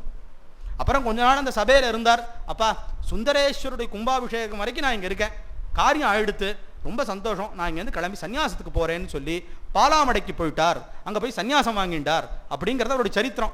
எதுக்கு இதை சொல்ல வரேன் அப்படின்னு கேட்டாக்கா, அப்பைய தீட்சிதர் இந்த சிவபக்திக்காகவும் பரமேஸ்வரனை யாகத்தின் மூலமாக திருப்திப்படுத்தணுங்கிறதுக்காகவும் தான் இந்த அடையபலத்தில் அந்த சிம்மாசனத்தில் இருந்தார். அங்கே இருந்து நித்தியமும் தந்த பல்லக்கில் வருவராம். எல்லாம் இதோ அனுஷ்டானங்கள் எல்லாத்தையும் முடித்து, சிவ பூஜை எல்லாத்தையும் முடித்து அதுக்கப்புறம் சபைக்கு வருவார். ஏன்னா ராஜாக்களுக்கு என்ன ஒரு பெரிய ஒரு இதுன்னு கேட்டால், எந்த ஒரு முடிவு எடுக்கிறதா இருந்தாலும் மந்திரிகளை பார்த்து சாஸ்திரம் என்ன சொல்லியிருக்கிறதுல உலக நியாயம் அதோட ஒத்து வர மாதிரி இருக்கா. ஏன்னா சாஸ்திரம் சொல்றது என்னைக்கும் பேதமாக இருக்காது, அதை எப்படி கொண்டு வர முடியும்னு பார்ப்பாராம். இன்னைக்கும் கெசட் ஆதாரம் இருக்கு. மகான் கோவிந்த தீட்சிதர் இன்னைக்கு ராஜா பாடசாலை நிர்மாணம் பண்ணி எத்தனையோ பெரிய அற்புதங்கள்லாம் பண்ண அந்த மகான் ராஜாவினுடைய ரகுநாத நாயக்கருடைய இதில் இருக்கும்போது பிரிட்டிஷ்கார ஒருத்தர் வந்து அதிகாரி பார்க்க வரார், இந்த மானிய விஷயங்களா கேட்கறதுக்கு. அப்போ அவர் என்ன தெரியுமா சொல்றார், நான் இங்க இருக்கேன், நீங்க போய் கோவிந்த தீட்சிதரை பார்த்து அவருடைய அபிப்பிராயத்தை தெரிஞ்சுண்டு வாங்கோ, அதுக்கப்புறம் நான் இந்த இடத்துல அதை செய்யறேன். ஆதாரம் இருக்கு, அவரும் போய் பார்த்தாருன்னு இருக்கு. இதை ராஜா பாடசாலையில் வரைஞ்சும் வச்சிருக்கா, அவரை பத்தின சரித்திர ஸ்லோகமாகவும் இருக்கு. அப்படிலாம் இருக்கிற. ஏன்னா அவர் பண்ண யாகத்துக்கு ராஜா தான் கொடைபிடிச்சாராம். அப்பைய தீட்சிதர் யாகம் பண்ணி முடிச்ச உடனே அவபிருத்தம்னு பேரு, நதி அந்த குளத்துல நதியில வந்து ஸ்நானம் பண்ணணும். அப்படி பண்ணும்போது வெண்பட்டு கொடை யார் பிடிக்கணும்னா ராஜா பிடிக்கணும். அப்பைய தீட்சிதர் அந்த யாகம் முடிச்ச உடனே கொடை பிடிச்சது யாருன்னு கேட்டாக்கா சின்ன பொம்மன், அவர் தான் வந்து ராஜா கொடை பிடிச்சுட்டு இருந்தாராம். இது எதுக்கு சொல்ல வரேன்னு கேட்டாக்கா, அப்படி சம்ஸ்தானத்தில் இங்கே வந்து இருந்து மந்திரியாக இருந்து மந்திராலோசனைகளை சொல்லி தர்ம மார்க்கத்திலையும் நிறைய கைங்கரியங்கள்லாம் பண்ணிட்டு இருந்தார். அப்போ அவர் கூடவே ராஜாவுக்கு இன்னொரு மந்திரியாக இருந்தவர் தாத்தாச்சாரியார் அப்படின்னு சொல்லி வைணவ மரபை சேர்ந்த ஒரு பெரியார். அவரும் அங்கே மந்திரி ஸ்தானத்தில் அங்கேயே இருந்தார். அதனால் இவர்கள் 2 பேரும் இருந்து இன்னும் நிறைய வித்வான்கள்லாம் இருந்து அந்த சபையே பிருகஸ்பதி இருந்தா இந்திரனுக்கு எப்படியோ அந்த மாதிரி அமராவதியை போல விளங்கித்தின்னு அப்பைய தீட்சிதர் சரித்திரம் எல்லாம் சொல்லிட்டு இருக்கிறதா இருக்கு. இப்படியே காலம் போய் கொண்டிருந்தது. அப்பைய தீட்சிதருடைய படிப்பு, ஜபம், பாடம் சொல்லி தரக்கூடிய தன்மை, அற்புதங்கள்லாம் இருந்தது. பரமேஸ்வரனுக்கு அவருடைய மகிமையை எல்லாருக்கும் காட்டணும் அப்படிங்கிற ஒரு எண்ணம் இருந்தது. இதற்கு நடுவில் அப்பைய தீட்சிதருக்கு ஒரு பெரிய பெருமை என்னன்னு கேட்டாக்கா, 104 கிரந்தங்கள் எழுதினவர், சதுரதிக சத பிரபந்த நிர்வாக கர்த்தா. 104 கிரந்தம். அந்த கிரந்தங்களுக்கு தானே வியாக்கியானம். வியாக்கியானம்னா அர்த்தம், தானே ஸ்லோகத்தையும் எழுதிட்டு மூலத்தையும் எழுதிட்டு அதுக்கு கீழே அர்த்தமும் தானே எழுதிடுவார். இப்படி அப்பைய தீட்சிதர் எல்லா சாஸ்திரங்களுக்கும் பண்ணார். அதை தான் சம்ஸ்கிருத உலகத்தில் சர்வதந்திர சுதந்திரர்னு சொல்ற வழக்கம். அப்படின்னா என்னன்னா, சில பேர் சில சாஸ்திரத்தை மாத்திரம், சப்ஜெக்டை மாத்திரம் எடுத்து தான் படிக்க முடியும், எல்லாத்தையும் படிக்க முடியாது. ஏன்னா ஒரு வியாக்கரணம் படிக்கிறதுக்கே எத்தனையோ காலம் ஆறுது. இப்ப ஒவ்வொரு சாஸ்திரத்தையும் படிச்சு வெறும் படிச்சது மாத்திரம் இல்லை, அந்த சாஸ்திரத்துக்கு தானே ஒரு கிரந்தம் எழுதி தரணும். அப்படி பண்ணினா சர்வதந்திர சுதந்திரர் அப்படின்னு பேரு. அப்படி எல்லா விதமான சாஸ்திரங்களுக்கும் கிரந்தம் எழுதி கொடுத்தார் அப்பைய தீட்சிதர். இப்படியே இருந்துட்டு இருக்கக்கூடிய சமயங்களில் ஒரு வாழ்க்கையில நிறைய சம்பவங்கள் நடந்தது. சிலது சரித்திர பூர்வகமா ஸ்லோகங்களோட இருக்கு, சிலது நம்பிக்கை பரமா எல்லாரும் சொல்ற மாதிரியும் இருக்கு. ரெண்டும் இருக்கு அந்த இடத்துல. அது ஒரு முக்கியமான ஒரு கட்டம் என்ன அப்படின்னு கேட்டாக்கா, வாஜபேயம் அப்படின்னு ஒரு யாகம். அந்த யாகத்துல சில விசேஷ நியமங்கள்லாம் சொல்லப்படுறது. அந்த நியமங்கள் பிரகாரம் அவர் அந்த யாகத்தை பண்ணிட்டார். பண்ணி முடிச்ச உடனே எல்லாருக்கும் ஒரு சந்தேகம், இத்தனை ஒரு சிரமமா இந்த யாகத்தை நடத்தணுமா? புரிஞ்சவாளுக்கு புரிஞ்சிடும், இத்தனை ஒரு சிரமமா இந்த யாகத்தை நடத்தணுமா, இப்படி இதெல்லாம் சொல்லியிருக்கா அப்படின்னு. இந்த ஏன்னா அந்த யாகங்கள்ல நிறைய விஷயங்கள்லாம் சிரமப்பட்டு தான் செய்யணும், அதெல்லாம் சொல்லியிருக்கு. அந்த யாகங்கள்ல சில விஷயங்களை அவிர்வாகமாக அர்ப்பணம் பண்ணணும். இது தேவையா? ஏன்னா வேதம் சொல்லிடுத்து இப்படித்தான் பண்ணணும்னு சொல்லிடுத்து, அப்படித்தான் பண்ணணும். அந்த இடத்துல கேள்வியே கேட்கக்கூடாது. அதற்காக அப்பைய தீட்சிதர் தீவிரமான நம்பிக்கையோட வாஜபேய யாகம் பண்ணிவிட்டார். பண்ணி முடிச்ச உடனே இப்படி இவர்களுக்கெல்லாம் மனசுக்குள்ள இருக்கிற சந்தேகம் அவருக்கு தெரியறது. உடனே என்ன பண்றார், தான் யாகத்தை முடிச்ச உடனே அவபிருத்தம் எல்லாம் ஆகி ராஜா அவருக்கு ஒரு அருமையான ஒரு சால்வை, ஏன்னா காசி பீதாம்பரம்னு அந்த காலத்தில் சொல்றது உண்டு, அந்த மாதிரி ஒரு சால்வையை கொடுக்குறான். அந்த சால்வையை என்ன பண்ணிவிட்டார், இது சாஸ்திரத்துக்கும் இடம் இல்லைதான். நாம் நினைக்கிறோம் ஒரு ஹோமத்துக்குள்ள எதை வேணா போடலான்னு. சுச்சோ, பயந்துக்கணும். ராமாயணத்தில் திருபந்தனன்னு ஒரு ராஜா, அவன் என்ன பண்ணிவிட்டான், யாகம் எல்லாம் ஆயிடுத்து, இவன் தான் யாகம் பண்ணுறவன். யாகம் எல்லாம் பண்ணி முடிச்ச உடனே கீழே விழுந்திருக்கக்கூடியதான பாகத்தை எடுத்து மறந்து போய் உள்ள போட்டுவிட்டான்.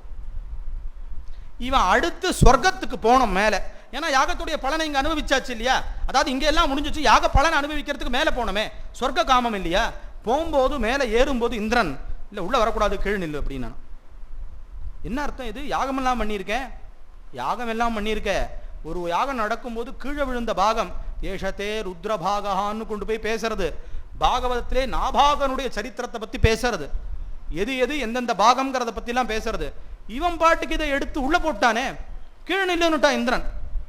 நீ யாருக்கும் தெரியும், வசிஷ்டர் உட்காந்து இருக்கார், எல்லாரும் இருக்கா, நீ பாட்டுக்கு போட்டோ இல்லையோ, எப்படி அதுக்குள்ள போடலாம், போடுறதுக்கு இடம் கிடையாது. அதனால தான் ஒரு ஹோமங்கள்லாம் பண்ணும்போது கூட அந்த பரிஸ்தரணம்னு சொல்லிட்டு அதுக்குன்னு ஒரு கட்டளவுக்குள்ள போட்டு கீழே மீதி விழுந்தா இது இப்படிதான் விநியோகம், இதை இப்படித்தான் பண்ணணும், நினைச்ச மாதிரி நம்ம இஷ்டத்துக்குள்ள விட முடியாது. மந்திரம் பூர்த்தியாகி அப்பதான் சுவாகாக்காரம்னா விடணும், இந்த முத்திரைகள்ல தான் போடணும், இந்தெந்த திரவியங்களை தான் உள்ள போடணும், எல்லாத்தையும் உள்ள போடுறேன்னா போட முடியாது. இதெல்லாம் சாஸ்திரம் ரொம்ப சட்டம் போட்டிருக்கு அந்த இடத்துல. சுவாமிக்கு ஒரு பில்வத்தை போட்டு விடுறது சுலபம், யாகத்தின் மூலமா பண்ணா அச்சோ ரொம்ப நிறைய கேள்வி. இப்ப நாங்கள்லாம் யாகம் பண்ண முடியாது, ஹோமம் பண்ண முடியாது, பண்ணினா தரிசனம் பண்ணலாம், சிவச்சிதம்பரம் கன்னத்துல போட்டுக்கலாம், அவ்வளவுதான் எங்களோடது. இவர்கள்லாம் தான் யாகம் பண்ண முடியும். ஆனால் யாகம் பண்ணும்போது நிறைய நியமங்கள்லாம் பேசுறதா இருக்கிறதுனால தீட்சிதர் என்ன பண்ணார், எல்லாத்தையும் முடிச்சார். ஆனால் எல்லாருக்குள்ளேயும் ஒரு சந்தேகம் இருக்கு, சில விஷயங்களை சொல்லி காட்டினா புரியும், சில விஷயங்களை செஞ்சு காட்டினா புரியும். அப்போ அவர் என்ன பண்ணினார், இந்த சால்வையை அப்படியே எடுத்து யாகத்துக்குள்ள ஹோமத்தில் போட்டார், ஹோமத்தை விட யாகத்துக்குள்ள போட்டார்.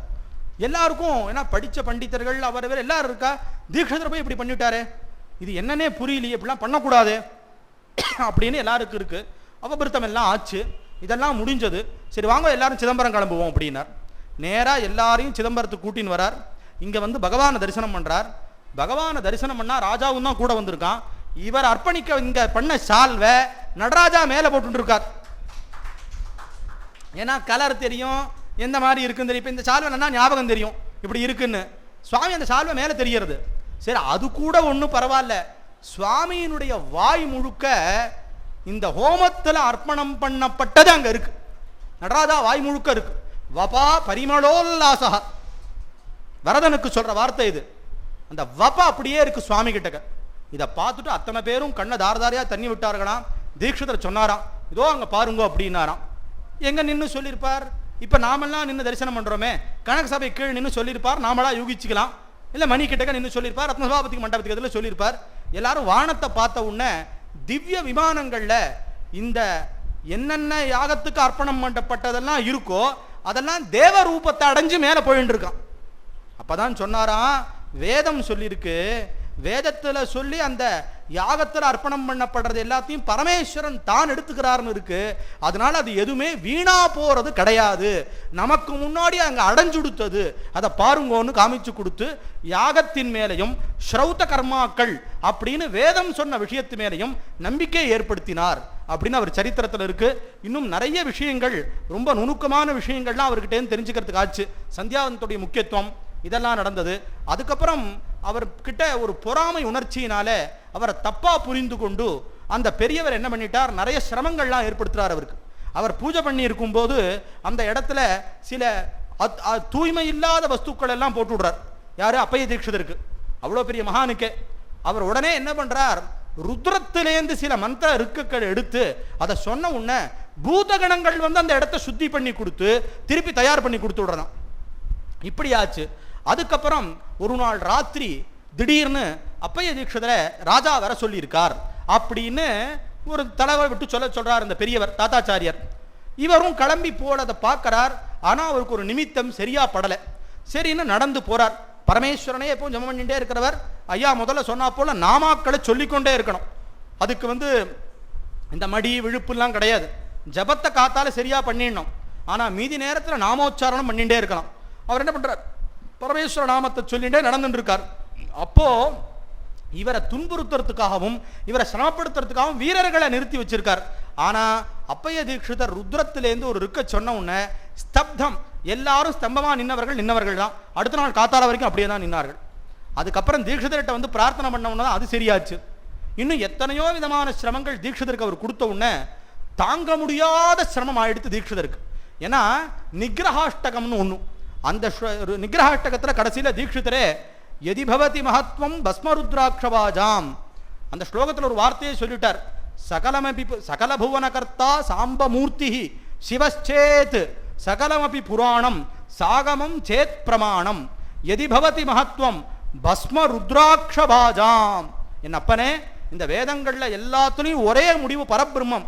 எல்லாத்துக்கும் மேல என்ன, பராத் பரதரோரிஹி பராத் பரதரஹா பராத் பரதமஹான்னு எல்லாத்துக்கும் மேல ஒரு பிரம்மம் நடராஜாதான் அப்படின்னு உண்மையா இருந்தால், இந்த வேதங்கள் ஆகமங்கள்லாம் உண்மையா இருந்தால், இந்த வேதங்கள்ல ஆகமங்கள்ல சொன்னப்பட்ட சத்தியம் இந்த விபூதி ருத்ராட்சம்ங்கிறது உண்மையா இருந்தால், இதை பண்ணினவன் இன்னும் எப்படி உயிரோடு இருக்க முடியும்னு. ஏன்னா அப்பைய தீட்சிதர் கருணாமூர்த்தி, மகான்கள். அவர்கள் என்னைக்கும் தபஸை வீண் பண்ண மாட்டார்கள். இந்த இடத்துல ஒரு விஷயம் புரிஞ்சுக்கணும். ஸ்ரீமத் ராமாயணத்துல விஸ்வாமித்ரர் அவருக்கு எல்லாமே தெரியும். விஸ்வாமித்திர மாதிரி தபசு யாருக்குமே கிடையாது.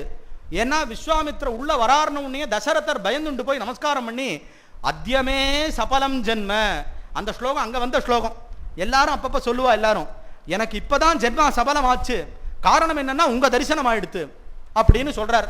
அவர் இவரா இருந்து ராஜரிஷியா இருந்து பிரம்ம ரிஷியா மாறினவர். அவர் சொல்றார், இந்த மாதிரி இந்த மாரி வதம் பண்ணணும், அதனால ராமனை கொஞ்சம் அனுப்பிச்சு கொடுக்கணும் அப்படின்னு சொல்லி அகம் வேத்மி மகாத்மானம் அப்படின்னு ஒரு ஸ்லோகம் சொல்றார். எனக்கு தெரியும் ராமன் யார் என்று அப்படின்னு. அந்த ஒரு ஸ்லோகத்துக்கு கிட்டத்தட்ட 10 பக்கத்துக்கு அர்த்தம் இருக்கு. ராமன் யாரு அப்படிங்கிறதுக்கு 10 பக்கம் அர்த்தம் இருக்கு. இதை சொல்லிட்டு அவர் சொல்றார் தசரதன் கிட்ட, ராமன் அனுப்பிச்சு கொடு அப்படின்னு. அப்ப தசரதன் சொல்றான், நீங்க சொல்றது உங்களுக்கே நியாயமா இருக்கா? ராவணன் யாரு, மாரீச்ச சுபாகுலாம் எப்படியாப்பட்டவர்கள், சின்ன குழந்தை 16 வயசு இன்னும் பூர்த்தி ஆகல, ராத்திரி ஆயிடுத்துனா சீக்கிரம் தூங்கிடுவான். இப்படி இருக்கிற குழந்தைய போய் அவளை வதம் பண்ணுங்கிறாள். ராத்திரி தான் அவனுக்கு வேலையே, ராத்திரி தான் முழிச்சுட்டே இருப்பார்கள் ராட்சசர்கள். நோய்க்கும் பேய்க்கும் ராத்திரி கொண்டாட்டம். அப்படி இருக்கிறவன் நீங்க போய் நீங்க அனுப்புறே ராமம் நிஷாச்சர விநாசகரம் நமாமி. நிஷாச்சராள்னா ராத்திரியில சஞ்சரிக்கிறவாள்னு அர்த்தம். நிஷினா ராத்திரி இல்லையா, நாமளே பேசும்போது கூட நடு நிஷி அப்படின்னு சொல்றோம். நிஷாச்சரன் அப்படியே ராத்திரி இருக்கிறனால ராட்சசாள்னு பேர். அதனால நீங்க ராவணன் வதங்கணும்னு சொல்ற இடையே ஆகிற காரியமான உடனே அப்ப சொல்றார், அப்பா ராமனை பத்தி எனக்கு தெரியும், அமிச்சு விடுங்கிறார். அப்போ ஒரு கேள்வி ஒண்ணு வருது. இந்த விஸ்வாமித்திரர் பத்தி வசிஷ்டர் சொல்றார், அவர் யார் தெரியுமா? ராமனுக்கு அவரே 100 அஸ்திரங்களுக்கு மேல மந்திரத்தினால கொடுக்கிறார்.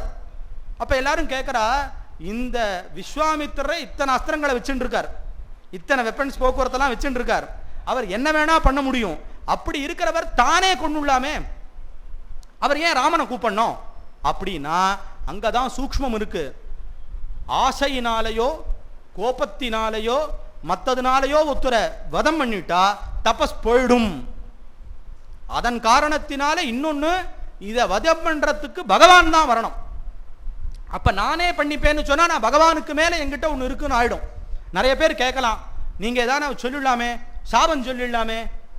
சீதையே ஒரு இடத்துல சொல்றா, ராவணனை என்னால ஒரு நிமிஷத்துல வதம் பண்ணிட முடியும், இப்படி நினைச்சா எரிச்சுடுவேன், ஆனா எனக்கு இது அழகல்ல, அவருக்கு நான் இதா இருக்கிற காரணத்தினால என் சுவாமியான ராமன் தான் வரணுங்கிறார்.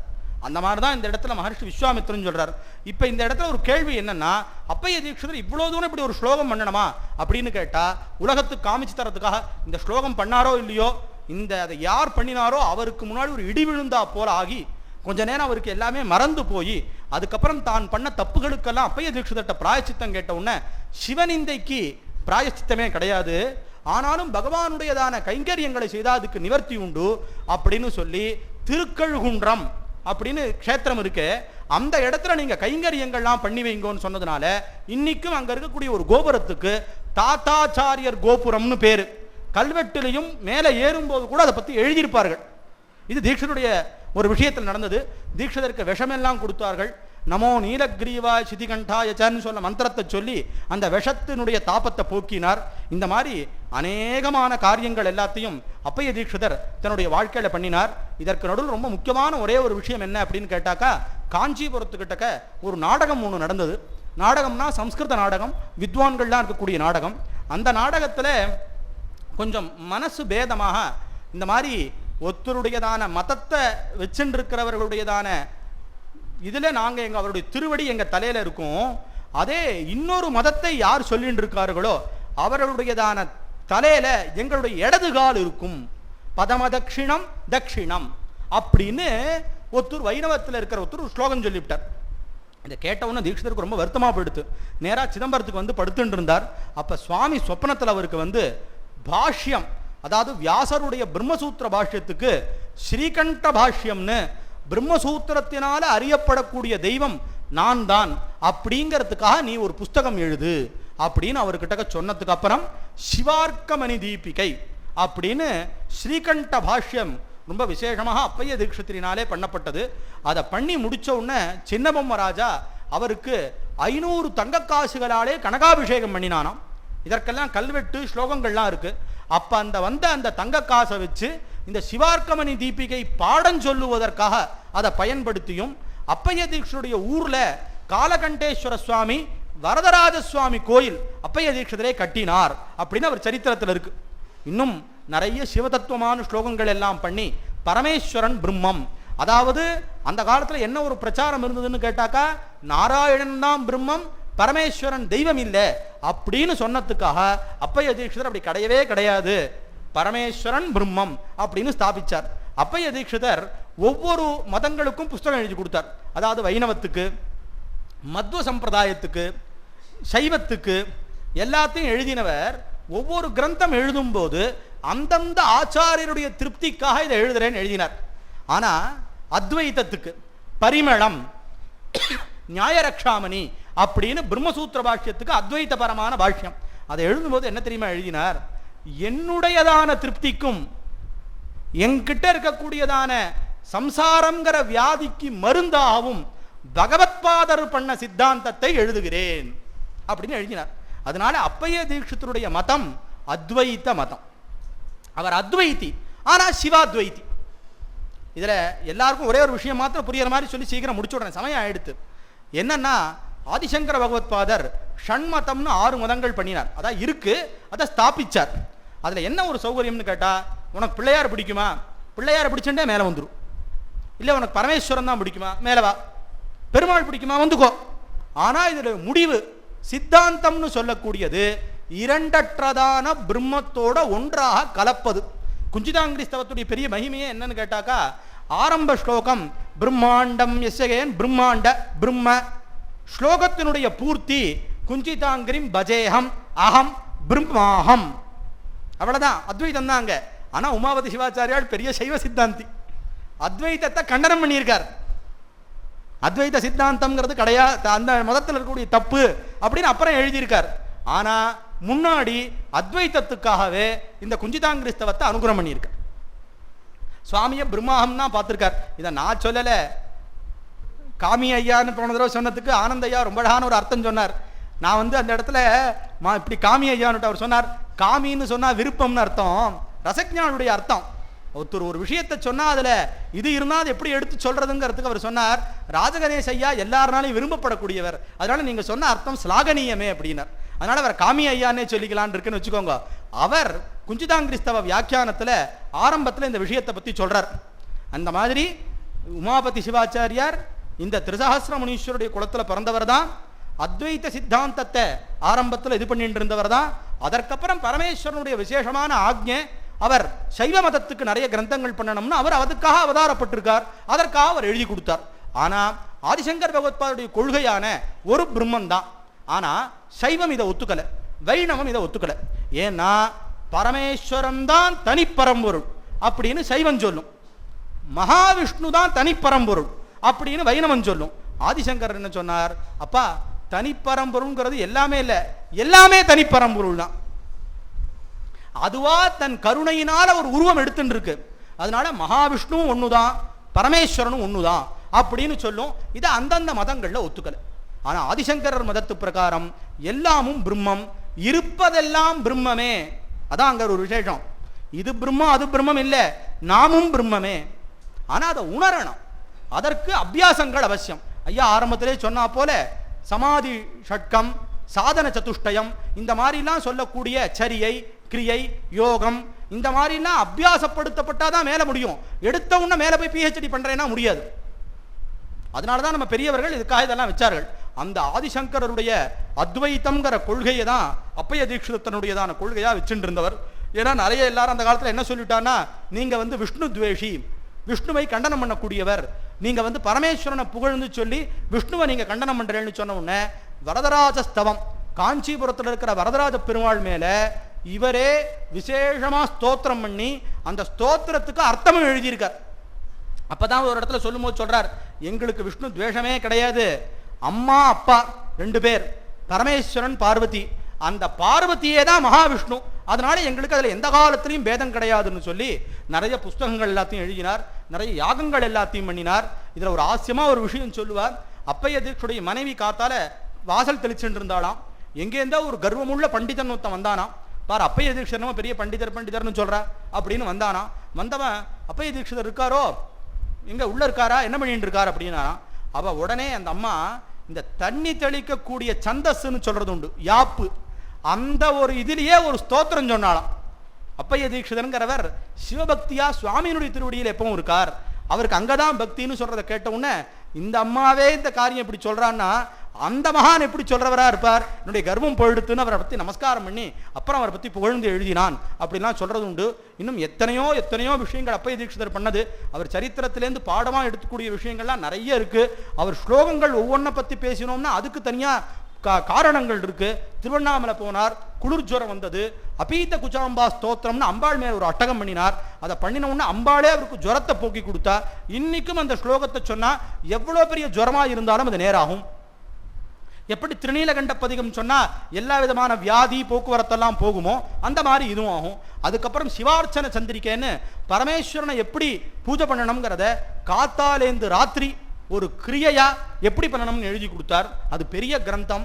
சூரியன் மேல ஒரு கிரந்தம் ஸ்தோத்திரம் எழுதினார். இந்த மாதிரி ஒவ்வொரு கிரந்தங்களும் விசேஷமாக எழுதி பரமேஸ்வருடைய தத்துவத்தை ஸ்தாபனம் பண்ணி நடராஜாவினுடைய விஷயத்தை எல்லா இடங்களையும் சொல்லி கடைசியில தனக்கு ஒரு 70 வயசுக்கு மேல ஆயிடுத்துங்கிறதுக்கு அப்புறம் நிறைய குழந்தைகள் அவருக்கு. அவரை பத்தி வர்ணிக்கும் போது அவர் சுத்தி அவர் குழந்தைகள்லாம் சேர்ந்து அக்னிஹோத்திரம் பண்றதையும் உபாசனம் பண்றதையும் பார்த்து ஒரு கவி எழுதுறார், சந்திரனை சுத்தி நட்சத்திரங்கள் இருக்குமா போல அப்பைய தீட்சிதர்ங்கிற ஒரு சந்திரனை வச்சு சுத்தி இத்தனை நட்சத்திரங்கள் இருந்தது அப்படிலாம் எழுதுறார். அப்படிலாம் இருந்த மகான் கடைசியில இங்க சேர்ந்து இந்த நடராஜாவுக்கிட்டக்க இன்னுமே எனக்கு வயசு ஆயிடுத்து, நான் மற்றது எல்லாத்தையும் விரும்பல, எல்லாம் எனக்கு முடிஞ்சுடுத்து, சிவபதம் திருக்ஷேப, இன்னுமே நான் எதிர்பார்க்கக்கூடியது சிவபதம் தான் அப்படின்னு சொல்லிட்டு அப்படியே படுத்து கொண்டு இருக்கும்போது ஆபாதி ஹாட்டக சபானட பாதபத்மே ஜோதிர்மயே மனசிமே தருணாருணோயம் அப்படின்னு ஒரு வார்த்தை சொல்றார். இது ரொம்ப முக்கியமான ஒரு விஷயம். மௌளவகங்கா சசாங்கவ் அதை ஐயா ஏற்கனவே சொல்லிவிட்டார். அது ரொம்ப முக்கியமான விஷயம். இது விஸ்தாரமா இன்னொரு சமயத்தில் பகவான் பாக்கியம் கொடுக்கட்டும், அதை அவசியம் விண்ணப்பிக்கிறேன். இப்படி சொல்றார். அதாவது இதோ என் முன்னாடி தெரிஞ்சுடுத்து சபாநட்டனுடைய பாதபத்மமானது தெரிஞ்சு பிரகாசமாக தெரியறது அப்படின்னு சொன்ன உடனே அதை சொல்லி அவருக்கு நடராஜா கிட்ட பிராணன் போறது. உடனே கீழே இருக்கக்கூடிய அவருடைய சின்ன தீட்சிதர்னு சொல்லக்கூடிய நீலகண்ட தீட்சிதர் சொல்றார், கோரம் ஜராமரண கோர பிசாச்சகீர்னா சம்சார மோகரஜனிம் விதரிம் பிரயாத்தா. அதாவது சம்சாரம்ங்கிறதான ஒரு பெரிய இருட்டும் அந்த பிசாச்சும் இந்த விதமான ஒரு பெரிய சூரியன் தெரிஞ்சதுக்கு அப்புறம் இனிமே எப்படி இருக்கும், அந்த இருட்டு போயிடுத்து அப்படின்னு உத்தரார்த்தம் அப்படின்னு ஸ்லோகத்தினுடைய பின் பகுதியை பூர்த்தி பண்ணி கடைசியில நடராஜாவுக்கிட்ட தன்னுடையதான ஆத்மாவை கொண்டு போய் சேர்த்துண்டார். எந்த இடத்துல சுவாமி அவருக்கு கொடுத்தாரோ அந்த இடத்திலே சுவாமி அவர் தங்கிட்ட எடுத்துட்டார். அதனால நடராஜா அனுகிரகத்தினால்தான் வந்தார். சிதம்பரத்துக்கு தான் அவர் சம்பந்தங்கிறதுக்கு இந்த அவருடைய சரித்திரமே உதாரணம். ஏன்னா அவருடைய அம்மா அப்பா 5 வருஷ காலம் தபஸ் பண்ணினா அங்கே சுவாமி அனுகிரகத்தில் தான் பிறந்தார். திருப்பி மறுபடியும் இங்கேயே சுவாமி கிட்டவே கொண்டு போய் சேர்ந்தார் அப்படின்னு அவருடைய சரித்திரம் இருக்கு. அதுலேயும் சொல்லுவார், நடராஜா கிட்ட போய் நின்று அவருடைய ரூபம் உள்ள அப்படியே கலக்கிறத தீட்சிதாள்லாம் பார்த்தா. திவ்ய ஸ்வரூபமாக தேஜோமயமாக குஞ்சித சரணத்தில் அவருடைய ஸ்வரூபமானது கலந்தது அப்படின்னு கொண்டு போய் அவருடைய சரித்திரமானது இருக்குது. அந்த மகானுக்கும் இந்த சிதம்பர க்ஷேத்திரத்துக்கும் ரொம்ப சம்பந்தம் உண்டு. இங்கே இருந்த அத்தனை தீட்சிதாளும் பெரியவாளும் அந்த காலத்தில் அப்பைய தீட்சருடைய கிரந்தங்களையும் அவருடைய ஸ்லோகங்களையும் உதாரணமாக சொல்லாதவா கிடையவே கிடையாது. அந்த அப்பைய தீட்சிதருடைய ஜெயந்தி தீட்சிதாள்னால நடத்தப்பட்டுட்டே இருக்கு. அந்த காலத்திலேருந்து நடத்தப்பட்டு இன்னைக்கும் வருஷா வருஷம் மாலைய பட்சத்துக்கு முதல்ல ஆரம்பத்தன்னைக்கு அன்னைக்கு நடராஜா சன்னதியில விசேஷமாக நடத்தப்படக்கூடியதாக இருந்துருக்கு. அப்படியாப்பட்ட அப்பைய தீட்சிதர் கடைசி வரைக்கும் சொன்னது சிவ தத்துவமும் அதுல சிவாத்வைத்தம் அப்படிங்கிறதான கொள்கையை தான் அவர் சொல்லியிருக்கார். எல்லா தெய்வங்களும் உண்டு, ஆனா எல்லா தெய்வங்களுக்கும் மூலமா பரபிரமமா பரமேஸ்வரன் இருக்கார். அந்த பரமேஸ்வரனை கூட நாம ஒன்றி அடங்கிடுறது தான் ஒன்னாறது தான் இந்த அத்வைத்தம் அப்படிங்கிற தத்துவம் அப்படிங்கிறத தீட்சிதர் நிறைய கிரந்தங்கள் மூலமா எழுதினார்.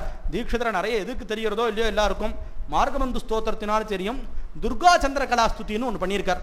தேவி மகாத்மியம் பாராயணம்னா அதுக்கு சில நியமம் உண்டு. கவச்சம், அர்கலம், கீலகம்லாம் பண்ணணும். அதுக்கப்புறம் 13 அத்தியாயத்தை படிக்கணும். 13 அத்தியாயத்தை படித்து முடித்தவொன்னே ரகசியத்திரயம்ங்கிறது ஒன்று படிக்கணும். இதெல்லாம் படிக்கிறதுக்கு நவாக்ஷரின்னு ஒரு மந்திரம் உபதேசம் வேணும். இதெல்லாம் உண்டு. ஆனால் அப்பைய தீட்சிதர் கருணையினால ஒரு 18 ஸ்லோகத்துக்குள்ள இந்த தேவி மகாத்மியத்தில் என்னென்னலாம் இருக்கோ அதெல்லாத்தையும் அதில் கொடுத்துட்டார். அதை இன்னைக்கும் பாராயணம் பண்ணா எல்லாருக்கும் அந்த மாதிரியான மங்களங்கள் ஏற்படுறது. இது நடந்த சம்பவம். ஒரு தடவை என்ன எடுத்து அந்த ஸ்லோகத்தினுடைய முடிவில் தீட்சிதர் ஒரு வார்த்தை சொல்றார்.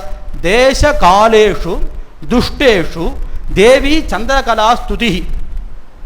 எந்த இடத்துல தேசங்களோ சிரமங்களோ ஏற்பட்ட காலத்தில் இந்த துர்கா சந்திரகலா ஸ்துதியை சொன்னா சர்வாபத் வினிவிருத்தையே, எல்லா ஆபத்துகளும் போகும்னு பலஸ்ருதி. தீட்சிதரோ மகான், அவர் வாக்கு எல்லாமே பகவானுடைய வாக்கு. அது எப்படி பொய்யா போகும்? அந்த காலத்தில் நாகப்பட்டினத்தில் ஒரு சாஸ்திரிகள் ராத்திரியில் வந்து கொண்டே இருக்கும்போது, அப்பெல்லாம் இந்த கேணி இந்த கம்மா மாதிரி இதெல்லாம் நிறைய உண்டு. ராத்திரி நேரம் லைட்டெல்லாம் இல்லை. இவர் என்ன பண்ணிட்டார், அப்படியே வந்துட்டே இருந்தவர் தண்ணீரை எதுன்னு தெரியாமல் சேறு தாண்டி அதுக்குள்ளே இறங்கிவிட்டார். நல்ல புதமணல் ஆழம் வேற. அப்போ அவரை காப்பாற்றுறதுக்கு யாருமே இல்லை. அப்போ அவர் வேதோ ஹரீஸ்வர ஸ்துத்யாம் விஹர்த்ரீம் விந்தியபூதரே ஹரப்பிராணேஸ்வரிம் வந்தே ஹம்த்ரீம் விபுத வித்விஷாம் அப்படின்னு 18 ஸ்லோகத்தினால அம்பாளுடைய ஞாபகம் வந்து இந்த ஸ்லோகத்தை சொன்ன உடனே திடீர்னு யாரோ சம்பந்தமே இல்லாமல் அவரை பிடிச்சி மேலே தள்ளுற மாதிரி இருந்தது. எப்படியோ ஒரு காலை ஊனி மேலே வந்துட்டார். இதில் மாட்டினவன் வரது உண்டோ? அப்புறம் அவர் அதுக்கப்புறம் வந்து இந்த துர்கா சந்திர கலாஸ்துதி தான் என்னை காப்பாத்தித்துன்னு சொல்லி அந்த துர்கா சந்திர கலாஸ்துதியவே மந்திரமாக வச்சு அதை எல்லாருக்கும் சொல்லியும் கொடுத்து அது நடந்ததுங்கிறது அந்த காலத்தில் சங்கர கிருபான்னு சிருங்கேரி மடத்தினுடைய பத்திரிக்கை அதில் வந்த விஷயம் இது. அதனால மகான்கள் வாக்கு என்னைக்கும் பொய்யா போவதில்லை. அப்படி எத்தனையோ மகிமைகள்லாம் அப்பைய தீட்சிதர் பண்ணியிருக்கார். அவருடைய ஸ்லோகங்கள் பண்ணப்பட்டதாக இருக்கு. அப்படியாப்பட்ட மகான் நடராஜ தத்துவத்தையும் பரமேஸ்வரனுடையதான வேதத்தில் சொல்லப்பட்டதெல்லாம் பரமேஸ்வரன் தான் அப்படிங்கிறத காமிச்சு அநேகமான கிரந்தங்கள் எல்லாம் எழுதியிருக்கார். அப்படியாப்பட்ட மகானும் நடராஜா திருவடியிலேயே அடைஞ்சவராக இருக்கார். அவருக்கு லட்சியம் நடராஜா தான். ஆனால் நடராஜா பெருமையை சுவாமி என்ன பண்ணினார்னா தன்னுடைய பக்தாள் ஒவ்வொருத்தரும் அமைச்சு தான் தன் பெருமையை இன்னும் பிரகாசிக்க வச்சுக்கிறார். அப்படி நடராஜா அப்பைய தீட்சருங்கிறவரை தன் அம்சமாக அமைச்சு இன்னும் ஜனங்களுக்கு தன்னுடைய தத்துவத்தை காமிச்சு கொடுத்து, ஏன்னா குழந்தை தான் அம்மாவுக்கு ஆன்னு எழுதி காமிக்கணும், தான் ஸ்லேட்டில் எழுதணும், அப்போதான் குழந்தைக்கு அது வரும். அந்த மாதிரி தானே தன் அம்சமாக உள்ளவர்களை பூமிக்கு அமைச்சு நீயும் என்கிட்ட வந்துடலாம் அப்படின்னு காமிச்சு கொடுக்கக்கூடியவராக இருக்கார். அதனால தானே இந்த மூர்த்தி, இந்த நடராஜ மூர்த்தியினுடைய விசேஷமே என்னன்னா, இந்த மூர்த்தியினுடைய அந்த மூர்த்தத்துக்கே ஒவ்வொரு தத்துவ விளக்கம் உண்டு. உண்மை பொருள் விளக்கம் என்ன, இன்னும் எத்தனையோ தத்துவம் உண்டு, ரகசியம் உண்டு, மந்திர சாஸ்திரமா அந்த மூர்த்தி என்ன மூர்த்தின்னு உண்டு. பொதுவாக சொல்ற விஷயம் என்னன்னா, என் காலை பிடிச்சுக்கோ பிடிச்சுக்கோ பிடிச்சுக்கோன்னு காமிச்சுட்டே தானே இருக்கார். அதானே அவர்கிட்ட இருக்கக்கூடிய பெரிய விஷயம். என் காலை பிடிச்சுடும் நான் காப்பாத்தினேன், என் காலை பிடிச்சுடும் நான் காப்பாத்தினேன். திருப்பதியில் ஸ்ரீனிவாசன் இந்த கையை இப்படி வச்சுட்டு இருக்கான், இந்த கையை இப்படி வச்சுட்டு இருக்கான். அதுக்கு ஒருத்தர் அர்த்தம் சொன்னார், இங்க பார் என் காலை பிடிச்சுட்டேன்னா இந்த சம்சாரம்ங்கிற கடல் இந்த அளவு தான், பயப்பட வேண்டான்னு காமிக்கிறாராம். அப்படி எல்லா சுவாமியும் நமக்காக இந்த இடத்துல மூர்த்தி ரூபத்தில் வந்து இருந்து அனுகிரகம் பண்ணிட்டு இருக்கார். அந்த சுவாமியினுடையதான சன்னதியில் இன்னைக்கு இந்த திருவாதிரை நட்சத்திரத்தில் நடராஜாவை பற்றினதான ஸ்மரண பாக்கியம், அவரை நினைப்பதுங்கிற பாக்கியம் நம்ம கொஞ்ச நேரம் கிடைச்சது. அதுவும் மகான்களோடு சேர்ந்து அனுபவிப்பது. ஏன்னா அம்மா அப்பாவுக்கு குழந்தைய கொண்டாடினா சந்தோஷம். என் குழந்தை எப்படியாப்பட்டவன் தெரியுமான்னு சொன்னால் சந்தோஷம். குழந்தைய பார்க்க வந்திருக்கா, ஒரு பிஸ்கட் கூட வாங்கின்னு வரல, இப்போ இவன் அந்த பிஸ்கட் சாப்பிட போகிறாளா? இல்லை, குழந்தைக்கு வாங்கின்னு வந்தால் தனக்கு சந்தோஷம். அந்த மாதிரி நடராஜாவுக்கு தன் அம்சமாக வந்த பெரியவர்களை பற்றி மகான்களை பற்றி சொன்னால் தான் சந்தோஷப்படுறார். அப்படி அப்பைய தீட்சிதரை நாம் நினச்சின்றதோட விஷயம் நடராஜாவுக்கு பரமானந்தத்தை, எப்போவுமே ஆனந்தமூர்த்தி, இன்னும் இன்னும் ஆனந்தத்தை கொடுக்கக்கூடியதாக இருக்கும். அதற்கு நமக்கு ஒரு வாய்ப்பை சிதம்பரேஸ்வரன் சத்சங்கமானது நமக்கு இன்னைக்கு கொடுத்ததா இருக்குது. ஒன்றே ஒன்று தான், எந்த இடத்துலையுமே ஞானம் யஜ்ஞமானது நடந்து கொண்டே இருக்கணும். அன்னதானம் எல்லா இடத்துலையும் நடக்கிறது, சுவாமி தரிசனம் ஆயிடுறது. ஆனால் தத்துவ விளக்கம் ஏதோ ஒரு விஷயம் காதுக்கு போயிடணும். இந்த காதுக்கு போனது அப்போ உடனே நமக்கு ஞாபகம் இருக்குமானா இருக்காது. இங்கேருந்து கீழே இறங்கிட்டோம்னா மறந்துடும் நம்ம எல்லாருக்குமே. ஆனால் எப்பயாவது நடராஜாவை பார்க்கும்போது ஓ அன்னைக்கு இந்த விஷயம் ஒன்று கேட்டோம் இல்லையான்னு ஞாபகத்துக்கு வரும். அந்த நமக்கு மீறி அந்த ஞாபகத்தை கொடுக்கக்கூடிய சக்தியும் அவருக்கு தான் இருக்கு. ஆனால் அவர்கிட்ட ஒரு பெரிய பெருமை என்னன்னா, தன்னை பற்றி பேசுகிற இடத்துல ஒருத்தர் வந்து உட்கார்ந்துட்டா அவர் ஆனந்தப்படுறாராம். ஏன் தன் பெருமை கேட்டுக்கிறதுக்கா? இல்லை, அப்படி கேட்டவர்கிட்ட ஈடுபட்டோமானா நம்மளை அவருடைய தன்மை தெரிஞ்சு நாம் ஈடுபடுறதுக்கு, அவர் எவ்வளோ எளிவந்த பிரான் அப்படின்னு தெரிஞ்சுக்கிறதுக்கு. அதனால சத்சங்கங்கள் ரொம்ப அவசியம். பகவானை பற்றின தத்துவ விஷயம் கேட்கறது ரொம்ப ரொம்ப முக்கியம். சாஸ்திரங்களும் புராணங்களும் பிரம்மசூத்திரமும் அதை தான் முதல்ல சொல்றது. அடியாரோட சேர்ந்து கேட்கறத தான் ரொம்ப முக்கியமாக சொல்றது. அதுக்கு தகுந்தா போல இங்க மாசம் பகவானுடைய நட்சத்திரத்துல ஒரு பெரிய சத்காரியமானது நடந்து கொண்டிருக்கிறதாக இருக்கு. அதுல இந்த தடவை நமக்கு இந்த வாய்ப்பையும் கொடுத்து பகவானுடைய தத்துவத்தையும் அப்பைய தீட்சுடைய பெருமையும் பகவானுக்கு சமர்ப்பணம் பண்ணதாக அமைஞ்சது. இந்த பாக்கியத்தை கொடுத்த சங்கத்துக்கும் ஐயாவுக்கும் எவ்வளோ சொன்னாலும் விஷயத்துக்கு விஷயமே கிடையாது. அதனால் இன்னும் மேலே மேலே எல்லாரும் வந்து தத்துவங்களில் ஈடுபட்டு நல்ல விஷயங்களை கேட்டு பகவானுடைய நாமாவை விடாமல் சொல்லிகிட்டே இருக்கிறதும், பகவான் இங்கே இருக்கிறவாளுக்கு இருக்கிற பாக்கியம்தான். கைலாசத்தில் இது கிடையாது, இங்கே உண்டு. ஏன்னா காலை தூக்கின்னு இருக்கக்கூடிய அவசரத்தை இங்கே நன்னா தரிசனம் பண்ணலாம். அங்கே போனால் அவர் காலை தூக்கின்னு தான் இருப்பாருங்கிறது எப்படி தெரியும்? உட்காண்டிருப்பார், சதாசிவ மூர்த்தமாக உட்காண்டிருப்பார். இங்கே இந்த மாதிரி தேர் வருமா? அங்கே இல்லை, இந்த மாதிரி தானே பண்ணுவாரா? இது இங்கேயே இருக்கக்கூடியது தான். இதுக்கு இருக்கிற மகிமை இதுக்குத்தான். அதனால நாமளே அதை விட பெரிய பாக்கியம் பண்ணவர்கள் பெரியவர்கள்லாம் சொல்றார்கள், நாம சொல்லலை. ஆனால் இங்கேருந்து நித்தியம் சபாபதி தரிசனம் பண்ணுறவா பெரிய பாக்கியசாலி. இன்னைக்கு இந்த இடத்துல இதை பகவான் நமக்கு கொடுத்து இன்னும் மேலே மேலே இதே மாதிரி நிறைய சத்சங்கங்களை கொடுக்கட்டும். வருஷாரம்பம் இது நல்ல வருஷங்களாக மேலே மேலே பகவான் தத்துவத்தையே கேட்குற மாதிரியும். ஏன்னா மனசு உடம்பெல்லாம் லயிச்சு இருந்தால் தான் சுவாமிகிட்ட வருவோம். நம்ம குணம் அதுதான், அது நடராஜாக்கு தெரியும். அதுக்கு தகுந்த மாதிரி நமக்கு எல்லா நல்லத்தையும் கொடுத்து இந்த செல்வத்தையும் எப்பவும் கொடுக்கட்டும். இந்த பாக்கியம் நமக்கு எப்பயும் வளரட்டும்னு சொல்லி இந்த பாஷணத்தை இதோட பூர்த்தி பண்றேன். ஹர நம பார்வதி பதயே, ஹர ஹர மகாதேவ். சுவாமியே சரணமையப்பா. ஓ